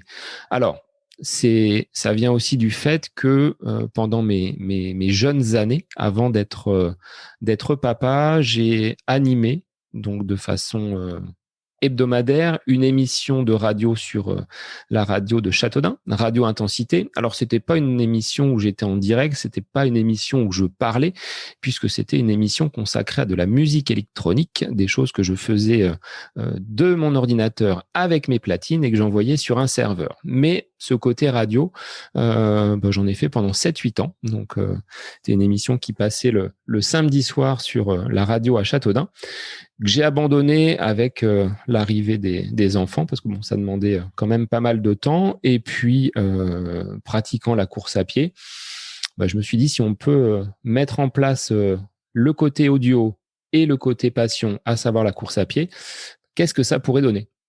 Et donc, l'idée du podcast est venue petit à petit, mais j'étais toujours dans ce syndrome un petit peu de l'imposteur, tu vois, cette peur qui m'empêchait d'appuyer sur le bouton enregistrer en me disant mais t'es pas légitime. Il existe déjà des podcasts de course à pied. Il y avait le podcast à l'époque, c'était pas si loin que ça, hein, mais depuis 2-3 ans, le podcast Dans la tête d'un coureur de Guillaume et Fred, qui est un des plus gros podcasts aujourd'hui de course à pied. RMC a lancé également son podcast, et un autre podcasteur, Bertrand Soulier, que je salue, avec son podcast Kilomètre 42, était déjà dans la place. Je me suis dit, est-ce qu'un podcast supplémentaire aura sa place ? Et puis, avec le club, on avait regroupé des tenues qui étaient à destination de l'Éthiopie. Et ce projet de tenues et de chaussures a été conduit par Fred, le co-animateur du podcast Dans la tête d'un coureur, que j'ai rencontré au mois de juillet dernier sur Paris pour lui remettre, après quelques mois passés dans mon garage, ces tenues ont rejoint maintenant l'Éthiopie. Et puis, quand on s'est rencontrés, je lui ai dit, tu sais, je vous suis depuis quelques temps. J'aime bien ce que vous faites au niveau de la course à pied. Et je vais peut-être me lancer. Et Fred m'a dit, vas-y, lance-toi, il y a de la place. Et donc, à la suite de cette rencontre, j'ai dit, pourquoi pas. Donc, je me rappelle avoir enregistré cette bande-annonce dans mon garage, là où on a la machine à laver, pour avoir une pièce relativement petite et, on va dire, insonorisée. Et puis, une fois le bouton enregistré, lancé, je me suis mis à parler, ce qui n'était pas forcément quelque chose d'aussi naturel qu'aujourd'hui. Et puis, on en est maintenant à 50 épisodes avec des invités, mais je ne pensais pas, au moment où j'ai appuyé sur le bouton, avec mon simple téléphone et ce micro-casque, arriver où j'en suis aujourd'hui. Mais ça a été ce pas franchi d'oser justement appuyer sur le bouton enregistrer. C'était pas parfait, c'était pas forcément audible et d'une durée aussi longue que les épisodes le sont aujourd'hui, mais j'ai osé franchir ce pas et passer de l'autre côté. Et puis, une fois que ce premier épisode a été enregistré, je me suis dit, on va en faire un deuxième et un troisième et un quatrième, et puis après les idées viennent, puis après l'idée d'avoir des invités c'est rapidement, on va dire, présenté à moi, parce que d'être tout seul face à son micro, c'est pas forcément l'exercice le plus simple quand je suis avec un invité, sauf aujourd'hui, mais je m'efface totalement derrière l'invité. Je suis là juste pour rebondir, pour poser les questions pertinentes ou pas, qui fâche ou pas, mais finalement c'est ce que j'apprécie aujourd'hui, d'être dans ce côté intervieweur. Et puis j'apprends beaucoup également avec mes invités parce que parfois je les connais un petit peu par l'intermédiaire de diverses personnes ou par ce qu'ils représentent, mais d'avoir voilà cet échange particulier, ce moment que je retrouve un petit peu par rapport à ce que je disais au niveau des interviews que je menais quand j'étais dans le cadre de mes études. Je retrouve un petit peu ce côté enquêteur qui me plaît bien. Voilà. Alors, justement, en fait, il y a plein de liens, il y a plein de ponts. Tu évoquais effectivement la radio à Châteaudun avec Quatennens. Donc, la radio, nous sommes le 18 juin, date historique. Tu es passionné d'histoire, la résistance, tout ça. Il y a des liens. Est-ce que tu crois au hasard? Je dirais que non, il n'y a pas de hasard. On met les choses en place et on fait en sorte qu'elles puissent être réalisées. Après, je me suis, on va dire, toujours passionné dans tous les projets que j'ai pu réaliser. Je vais pas dire que je suis un éternel insatisfait, quelqu'un qui papillonne de projet en projet, mais quand je fais quelque chose, j'essaie de le faire bien et d'aller jusqu'au bout. Et ce côté, on va dire, podcast m'apporte aujourd'hui également beaucoup d'assurance, de confiance, même si je ne veux pas non plus m'imposer face à mes invités. Je suis là quand même pour les mettre en lumière, mais je tiens à ce que ce soit une bonne expérience pour les auditeurs, une bonne expérience pour les invités.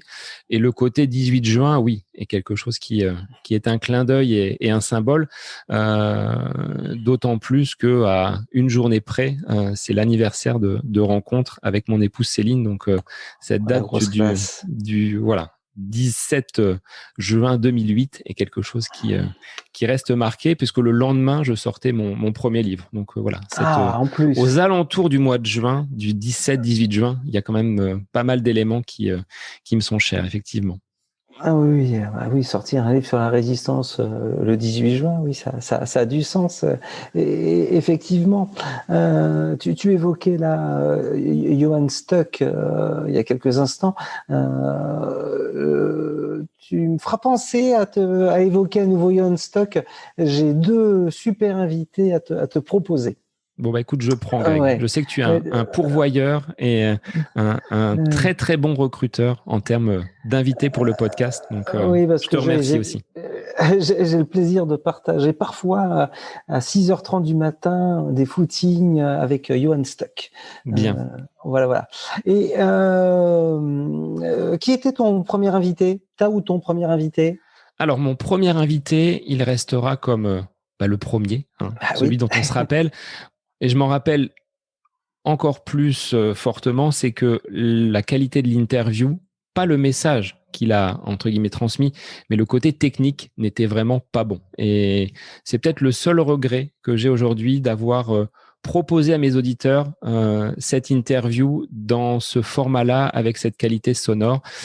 C'était Sébastien, donc un coureur qui était sur Beaugency, qui est maintenant du côté d'Angers, qui vient encore de battre un de ses chronos sur semi-marathon. Donc coucou Seb et bravo pour ton semi-marathon coaché par Julien Lyon. Donc tu vois, on retrouve des invités qui sont en synergie. J'ai voulu justement l'inviter parce que c'est quelqu'un qui est je vais pas dire un stakhanoviste de l'entraînement, mais quelqu'un qui justement pendant les périodes d'été, pendant les périodes d'hiver, il va courir le matin, quelle que soit la météo, de façon très très méticuleuse dans son entraînement. Donc il était sur Beaugency, on se partageait la piste de temps en temps. Donc lui il l'avait chauffé à 6h, 6h30. Moi je venais juste derrière, donc elle était encore toute prête. Et ça a été voilà ce premier invité pour lancer justement cette longue série, et il y en aura encore plein d'autres dans les semaines et dans les mois à venir. Même si peut-être je réfléchis à des épisodes un peu plus solo. Il faut voir les thématiques, mais il y a peut-être des choses qui se feront de façon un peu plus perso, un peu plus courte et un peu plus centrée. Donc affaire à suivre, mais Seb était le premier invité. Et je m'en excuse pour la qualité sonore si vous voulez réécouter ce tout premier épisode avec interview. En même temps, tu étais assis sur la machine à laver, tu l'as dit tout à l'heure. Donc... C'est ça. Depuis, j'ai changé de place et j'occupe un bureau bien plus spacieux et bien plus confortable. Effectivement. Est-ce que tu es sollicité pour... Est-ce qu'il y a des gens qui t'appellent pour être interviewé? Est-ce que ça t'est arrivé? Sollicité ou voilà, où on te fait comprendre que voilà, j'aimerais bien y aller? Alors jusqu'à présent, je pense que le podcast n'a pas encore une visibilité et une renommée des plus grandes, mais des personnes par les différents réseaux me recommandent des invités. C'est pas des personnes qui sont venues spontanément pour vouloir passer sur le podcast, mais des personnes qui me disent j'ai pensé à quelqu'un qui pourrait peut-être t'intéresser. Donc des gens qui spontanément me soumettent des noms et parfois les profils sont quand même intéressants. Il y a juste j'ai eu une demande d'un invité pour promouvoir quelque chose, mais il n'y a pas eu de suite. Donc on en est resté là. Après, je fonctionne un petit peu comme je l'avais fait dans le cadre de mes études en histoire, c'est que dès qu'un invité est passé, je lui demande s'il n'a pas 1, 2, 3, plusieurs contacts à me proposer. Et ainsi, je rayonne de façon assez simple. Et il y a une mise en contact qui est déjà existante, donc ça passe plutôt bien. Donc, bien souvent, c'est cette méthode-là que j'applique et que j'emploie. D'accord, parce que on en reparlera en off ensemble hein, dans les mois et les années qui suivent, lorsqu'effectivement les gens te solliciteront ou alors te feront comprendre qu'ils aimeraient bien être invités. C'est toujours des moments cocasses, évidemment. Là, pour ne pas le mettre mal à l'aise, on va pas évoquer effectivement Pascal Brazé, hein, qui, on le sait, te harcèle depuis des mois et campe même devant chez toi hein, pour passer dans côté de mes pompes. Pascal me demande à chaque épisode de placer le mot running conseil Orléans et donc je m'y soustrais volontairement. Bon, il m'abonde en équipement, en t-shirt. Non, Pascal a été une personne que j'ai rencontrée au tout début du podcast et avec lequel j'entretiens une relation vraiment très agréable, très sympathique. Un passionné également de course à pied hein, que les gens pourront peut-être découvrir prochainement sur le podcast d'ailleurs, parce qu'il a plein de choses à dire. Pascal est le gérant donc du magasin Running Conseil d'Orléans. 2 fois, tiens, on l'a placé 2 fois en l'espace de 3 minutes, donc double ration. Quand le podcast avait déjà quelques mois d'existence, Pascal a émis la volonté, il l'avait déjà fait sur les dernières années, d'avoir des ambassadeurs. Et je me suis porté candidat pour représenter le magasin et à travers le podcast, c'était un petit moyen pour moi de le mettre en avant pour la qualité des produits qu'il propose dans sa boutique et j'ai eu la chance de faire partie cette année des ambassadeurs, donc régulièrement. Si je peux faire un petit coucou, placer un petit message, je le fais gentiment, mais ça reste une personne qui est vraiment un fin connaisseur du monde de la course à pied et quelqu'un d'humainement très intéressant. Donc, j'invite tous les auditeurs orléanais et de la région à vous précipiter dans le magasin Running Conseil d'Orléans. 3 fois, bam! Triple dose. Et c'est plus que d'actualité aujourd'hui, puisque ça devient un petit peu plus officiel. On peut le dire, hein, puisque je réponds juste sur les réseaux sociaux ce que quelques-uns savaient, puisque c'était confidentiel pour le moment. Mais aujourd'hui, Pascal a posté sur les réseaux sociaux qu'il y aurait un 2e magasin Running Conseil dans l'agglomération orléanaise du côté du sud. J'ai rien dit, pardon. Donc Running Conseil Orléans pourra être doublement cité. C'est effectivement. Ça. Donc il y aura deux magasins d'ici quelques mois. Je pense que pour la rentrée prochaine, voire avant, ce sera bon. Mais effectivement un second magasin À venir. En tout cas, hâte d'écouter vraiment le podcast avec Pascal, parce que oui, c'est un gars super intéressant qui a beaucoup voyagé. Enfin bref, je t'envie de l'interviewer effectivement. Les audiences du podcast, j'imagine que tu les suis. Est-ce que tu peux nous en dire quelques mots? J'imagine que ça grimpe depuis le premier numéro. Alors, ça grimpe forcément depuis le numéro 1, qui avait été très peu écouté et diffusé, on va dire, à mes proches dans un premier temps. Ça a été une évolution, on va dire, croissante depuis les débuts. Là où il y a eu vraiment une nette amélioration, c'est à partir du moment où les invités ont fait leur apparition sur le podcast. Ça a été de façon encore plus flagrante. Je viens de passer là la semaine dernière le cap des 10 000 écoutes. Donc ça reste, on va dire, satisfaisant, même si j'y accorde pas forcément moi une grande importance, n'ayant pas d'objectif aujourd'hui de monétisation, d'objectif de rétribution. C'est vraiment quelque chose que je fais sur mon temps libre. C'est une passion. Et je dirais que ma satisfaction, elle est de pouvoir aller rencontrer, on va dire aujourd'hui virtuellement, des athlètes, des sportifs. Si je prends, voilà, dans mon top 3, même si Greg, tu restes au-delà, toi, tu es encore au-dessus, mais quelqu'un comme Éric Lacroix, comme Johan Durand, Denis Troc, que je voyais sur les écrans de télé, qui parlait justement de sa boîte de confiance. C'est des invités que je ne pensais pas forcément pouvoir accrocher.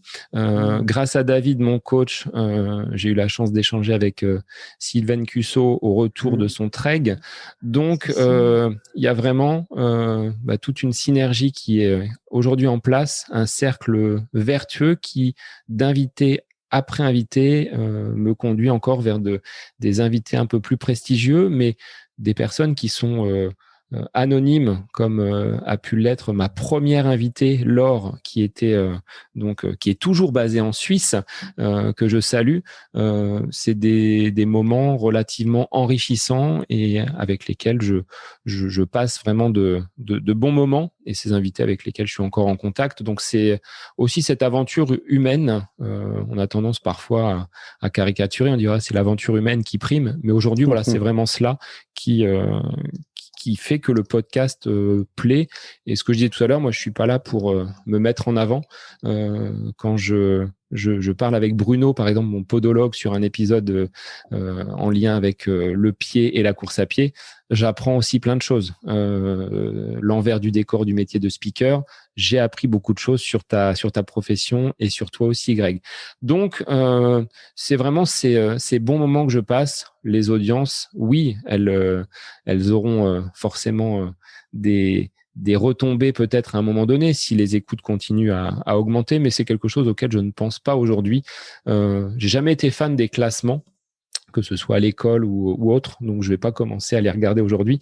Après, de voir que les retours sont de plus en plus nombreux, que on va dire les personnes qui suivent le podcast sur les réseaux sont également de plus en plus nombreux, ça me flatte, mais c'est pas forcément mon critère de c'est pas forcément ce critère-là que je vais regarder en premier. Donc, les invités qui me répondent favorablement en l'espace de quelques secondes, voilà, je suis ravi. Enfin, je me revois encore recevoir la notification de Denis Troc alors que je l'avais sollicité 5 minutes avant.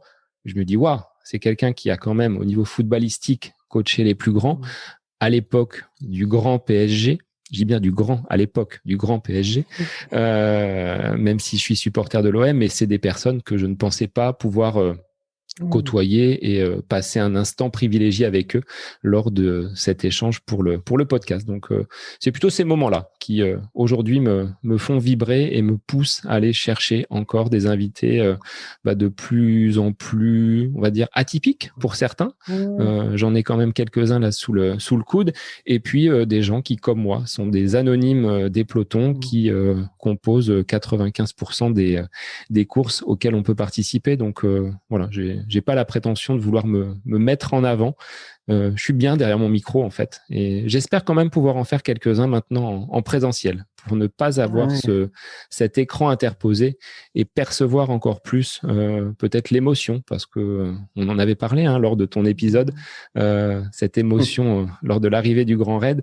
C'est ces moments-là que j'ai envie maintenant de vivre et d'aller, ayant progressé, ayant amélioré, on va dire, mes interviews, de pouvoir rencontrer encore d'autres personnes et être un peu plus mobile. Ouais, cool. Juste pour en terminer avec les audiences, quel est l'invité qui a fait la meilleure audience? Aujourd'hui, de loin, Fabrice Kuhn. Fabrice, médecin nutritionniste, triathlète. Donc, j'avais parcouru l'ensemble de ses livres et c'est l'épisode qui a réalisé le plus d'audience, devant Éric Lacroix et devant Faustin, notre garde républicain et fan de la séance Zatopek. C'est le top 3 des épisodes qui ont été écoutés. Mais ça va peut-être se rééquilibrer avec Johan et Sissi dernièrement. Donc, affaire à suivre. Ouais, c'est intéressant, effectivement. J'imagine que ça permet une analyse un petit peu de ta part, de savoir qui réalise des audiences. Et j'en reviens aux 10 000 écoutes. 10 000 écoutes pour un podcast, c'est vraiment conséquent, hein. Autant 10 000 vues sur YouTube, c'est très rapide parce qu'on est à l'heure de l'image, on est en 2021.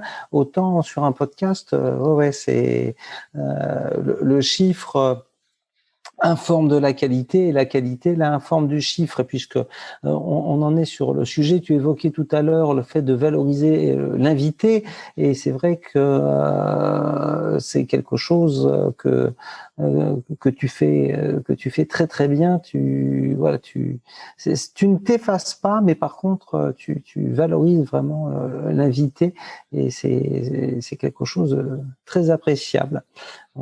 On l'évoquait tout à l'heure aussi en off.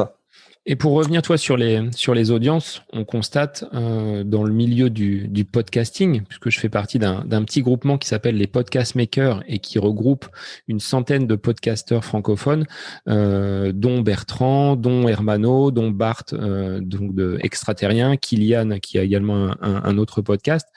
On est un petit groupe et on s'aperçoit que bien souvent, quand un podcast est créé, on va avoir 1, 2, 3 épisodes et les gens ne vont pas au-delà.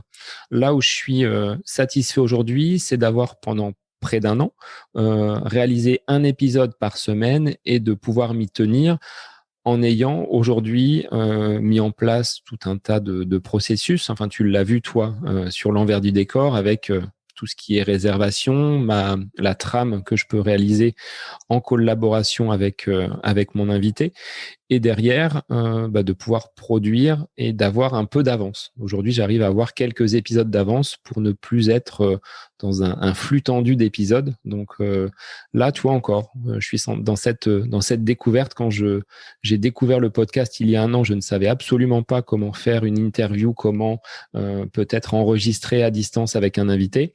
La qualité sonore, je suis pas ingénieur son, donc c'est pas forcément mon métier, mais malgré tout, de pouvoir aujourd'hui toucher ces 10 000 écoutes, c'est quelque chose qui est satisfaisant. Mais la plus grosse satisfaction, c'est d'avoir pu justement mener cette régularité dans les épisodes et chaque semaine de proposer quelque chose de différent à mes auditeurs. Donc ça, c'est la satisfaction. Et satisfaction largement compréhensible. Bien évidemment, un podcast, l'enregistrement environ 1h30, mais par contre le temps de préparation, le montage, etc. Combien de temps, tout compris? Alors tu peux compter 1h, 1h30 de montage. Alors ça va dépendre de la qualité de l'interview, s'il n'y a pas de bugs, s'il n'y a pas de choses à reprendre. C'est plus facile pour moi, toi, de monter une interview que de monter un épisode solo. Parfois, la simple introduction que je fais au démarrage du podcast va me demander plus de temps que l'ensemble du montage d'1h ou d'1h30. Donc on va dire 1h, 1h30 pour le montage avec l'introduction. Et puis après, il y a toute la partie un petit peu communication sur les réseaux que je fais aussi en amont. C'est-à-dire que je demande à mes invités d'avoir les images au préalable pour pouvoir, sur les différents réseaux, mes publications qui vont être programmées et qui me permettent de tout lancer le jeudi soir pour une sortie le vendredi matin. Donc, je dirais que sur un épisode, avec l'enregistrement, tu comptes 1 heure et demie, la prise de contact avec l'invité, on va monter à 2 heures. Ça fait une demi-journée par semaine pour un épisode. Donc, sachant que si j'ai des élèves en stage, comme c'est le cas en ce moment, bah, je book plusieurs invités sur la semaine, ce qui me permet de gagner un petit peu en visibilité et d'avoir un peu plus de temps libre. Mais les épisodes sont parfois enregistrés, même si cette capsule d'introduction, je la fais de façon un petit peu plus lointaine, avec de l'actualité un petit peu plus fraîche, donc au regard de ce que j'ai fait à l'entraînement et du côté actu. Mais le cœur de l'épisode est déjà prêt 1 semaine ou 2 semaines avant le lancement et la diffusion sur les différentes plateformes. Effectivement, donc une demi-journée, donc ça par semaine, hein, donc sachant que tu es sur un rythme hebdomadaire, donc oui, c'est quand même conséquent effectivement comme travail. Outre le podcast, quelques questions à te poser. Je t'ai demandé tout à l'heure de réfléchir. Tout à l'heure, c'était ce matin, à une question que tu poserais si tu pouvais interviewer sur ton podcast une personnalité décédée. Donc une seule et unique question. Alors, quelle serait cette question et qui serait cette personnalité ? Alors, j'en ai parlé tout à l'heure avec le marathon d'Athènes. Ce serait Philippides, cet athlète qui a parcouru donc la distance et qui a en fait donné au marathon ses lettres de noblesse. Je lui demanderai qu'est-ce que ça fait d'être aujourd'hui la star des courses que l'on peut justement parcourir. Donc là, on remonte 2500 ans, donc en moins 450, pour voir un petit peu ce qu'il pourrait en penser. Mais oui, voilà, surtout qu'à la base, il n'était pas athlète, hein, le mec. Hein. Il a un message, lui. Voilà. Et puis, il y a laissé sa vie.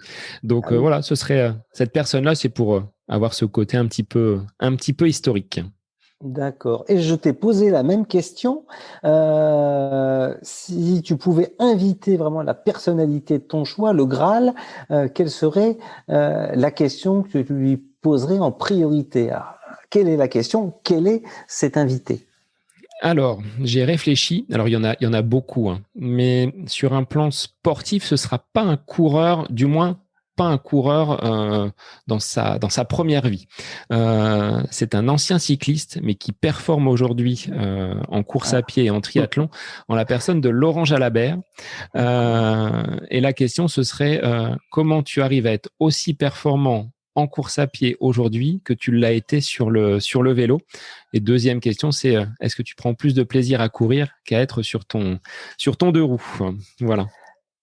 D'accord, effectivement. Laurent Jalabert, je sais plus, je crois que c'est plus 140 victoires professionnelles, effectivement à l'époque de la ONC, etc. Donc, et puis ce côté panache, ce côté vainqueur d'étape, 14 juillet. Enfin voilà, je me rappelle encore devant ma télé quand j'étais plus jeune, exactement, à voir ces coureurs et Laurent Jalabert en particulier, gravir et partir sur des échappées au long cours. Donc, c'est quelqu'un que j'apprécie et que j'aimerais bien avoir sur le podcast.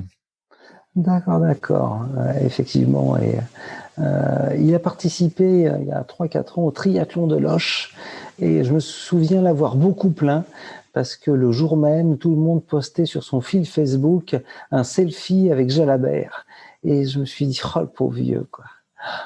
Voilà. Voilà, sa notoriété fait qu'il est très très sollicité, j'imagine, mais bon, exactement. A priori, voilà, il est suffisamment humble pour répondre aux sollicitations. Bon.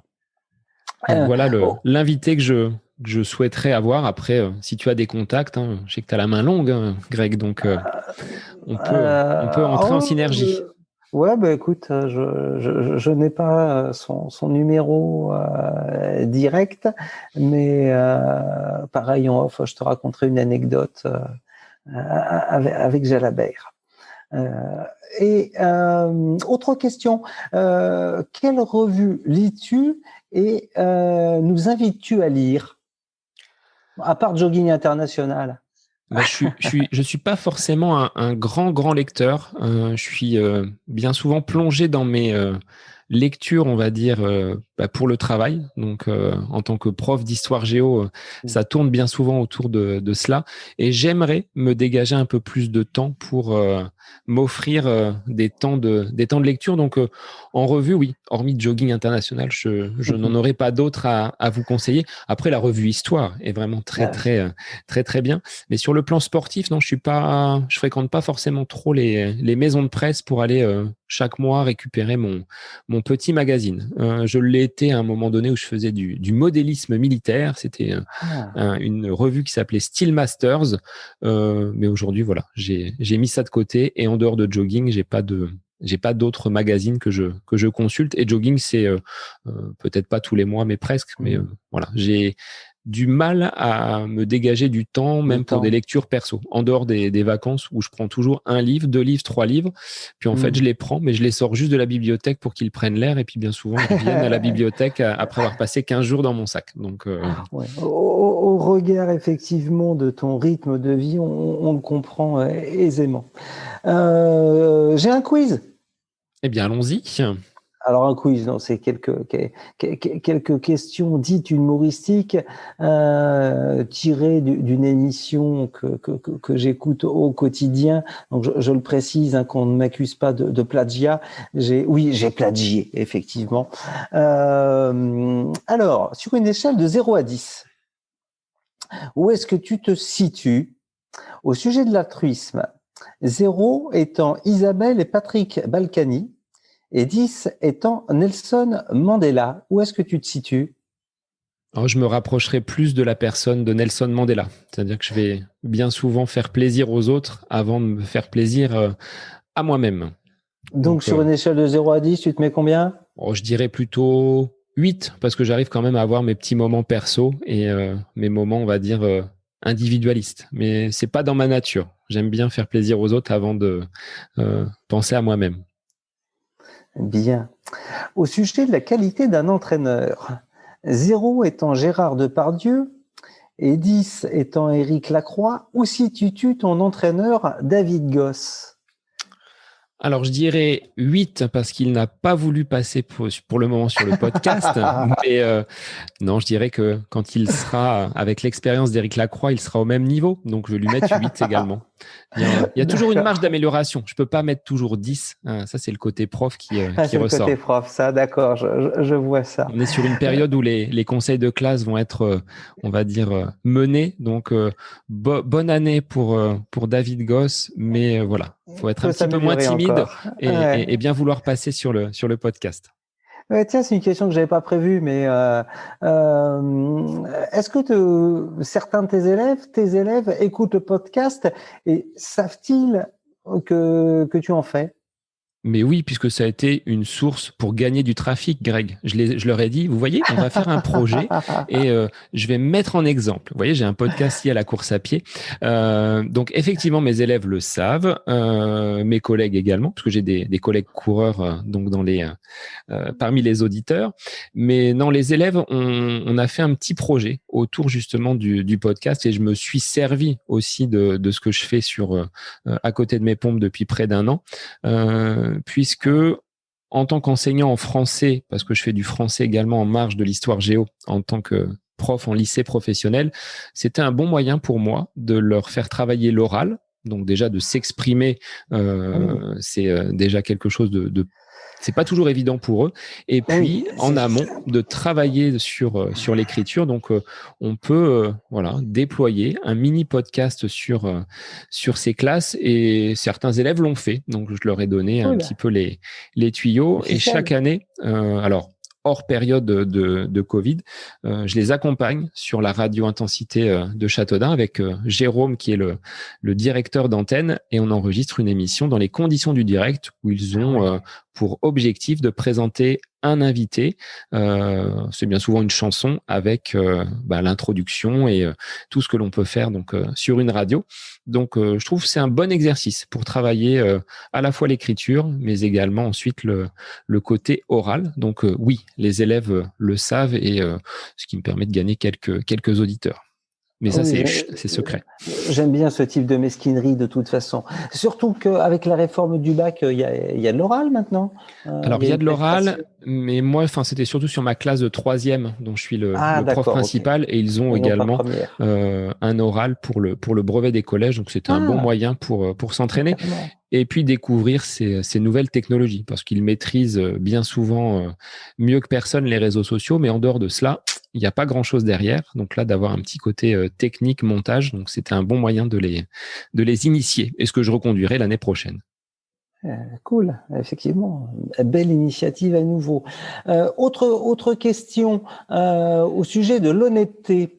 0 étant Charles Pasqua. Alors c'est ce que j'avais mis à la base, mais maintenant que je sais que tu es fan de l'Olympique de Marseille, je change. Donc 0 étant Bernard Tapie, 1 étant Neymar et 10 étant Zorro. Où est-ce que tu situes Macron sur cette échelle de l'honnêteté de 0 à 10? Alors, il n'a pas beaucoup de moustaches, notre président, donc il n'est pas quand même. Je dirais Bernard Tapie parce qu'il est fan de l'OM, donc je dirais qu'il est à peu près à ce niveau-là pour la personne, pas pour la note. Ah oui, parce que Macron est aussi fan de l'OM. Exactement. Je précise que j'ai rédigé la question en ignorant que tu étais fan de l'OM. Au sujet de la beau gosse attitude, 0 étant Quasimodo, et 10 étant Philippe Rouillet, ton collègue professeur et mon ex-prof il y a 30 ans, où te situes-tu sur une échelle de 0 à 10? Juste en dessous Philippe, même si j'envisage de le dépasser. J'ai des genoux en meilleure santé que les siens. Oui, non, Philippe est quelqu'un avec lequel on a partagé de très bons moments au niveau du lycée, notamment ce projet du Mont Ventoux où on a accompagné une dizaine d'élèves jusqu'en haut. Donc, moi, je me placerai à 9 avec le désavantage de ne pas avoir sa toison capillaire. Je suis aujourd'hui un peu pénalisé, mais il existe de très, très belles perruques qui pourront voilà. On a à peu près les mêmes yeux. Donc, voilà, des yeux bleus très, très profonds. Donc, on est à peu près dans la même gamme. Bon, j'attends un selfie avec Philippe. D'accord. Dans ce cas-là, et puis toi ayant une perruque alors. Pas de souci. Ça peut se trouver. Ça a déjà été le cas lors de différentes courses, donc et ça tu les as pas eu, donc je suis bien content. Effectivement. Écoute, Sébastien, il est maintenant l'heure de clore ce podcast, ce 50e podcast pour toi à côté de mes pompes. Tu en étais l'invité surprise. Alors, j'ignore à l'heure actuelle de quelle façon tu vas faire le teaser de ce podcast. Est-ce que tu en as une idée? Alors, l'idée, non. Par contre, je vais couper plein de choses parce que voilà, il y a plein de choses dont je ne veux pas que les auditeurs soient informés. Non, je pense que je vais le laisser déjà dans cette version-là, sans aucune coupure, sans aucun filtre. Et puis, je vais jouer les invités mystères jusqu'au moment du lancement. C'est-à-dire qu'ils apprendront le vendredi matin qui est l'invité. Mais je vais m'amuser justement à mettre un invité mystère et à eux de deviner pour le 50e épisode de qui il s'agit. Donc, on va voir comment ça s'organise, mais peut-être 3-4 jours avant ou pour la semaine prochaine, au moment de l'épisode 49, je dirais quel est l'invité à venir. Exactement. Très bien. Et tu pourras lui faire gagner des cookies Active. Par exemple, oui. Qu'ils pourront aller chercher dans l'un des 2 magasins Running Conseil à Orléans. Oui, avec Pascal. Donc, Orléans Centre et Orléans Sud à venir. Exactement. Ça, c'est du placement de produits, hein, on est d'accord. Léger, voilà. Léger. En tout cas, pour ma part, j'ai pris beaucoup de plaisir à t'interviewer, mon cher Sébastien. Les auditeurs, eux aussi, écouteront avec envie et passion tes réponses à ces questions. Je ne peux te remercier au nom de toutes et de tous, car je ne peux m'enorgueillir de connaître toutes tes auditrices et tous tes auditeurs.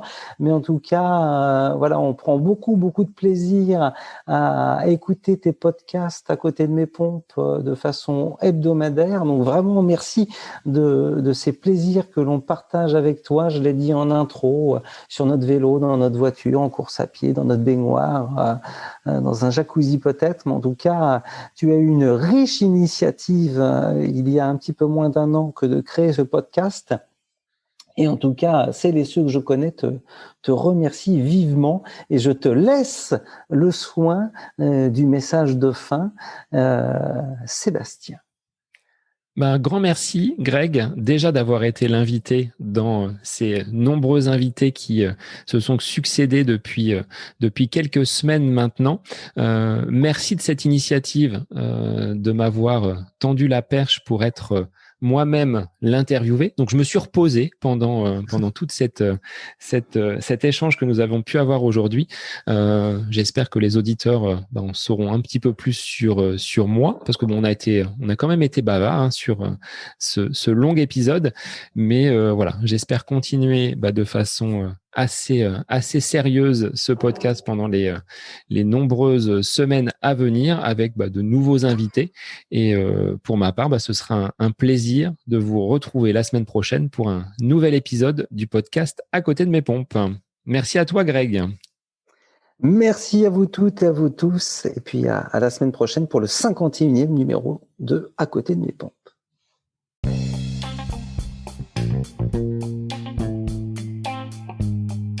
J'espère que cet épisode avec invité vous aura plu. Je vous remercie infiniment de votre écoute.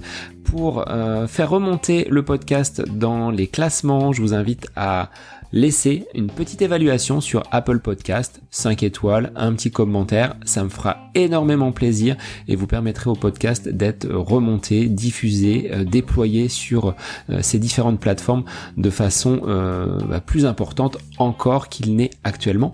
Et puis je vous invite à me retrouver sur les différents réseaux, Facebook, Instagram. Laissez votre petit message, votre commentaire, ça me fait plaisir d'échanger avec vous. Si vous avez des questions, si vous voulez échanger sur quelconque sujet en lien avec la course à pied, mais pas que, parce que le sport c'est une philosophie de vie et c'est une passion qui nous anime de façon commune, donc n'hésitez pas à venir échanger avec moi. Sur ce, je vous souhaite une bonne fin de semaine, un bon week-end et je vous dis à la semaine prochaine pour un nouvel épisode du podcast À côté de mes pompes.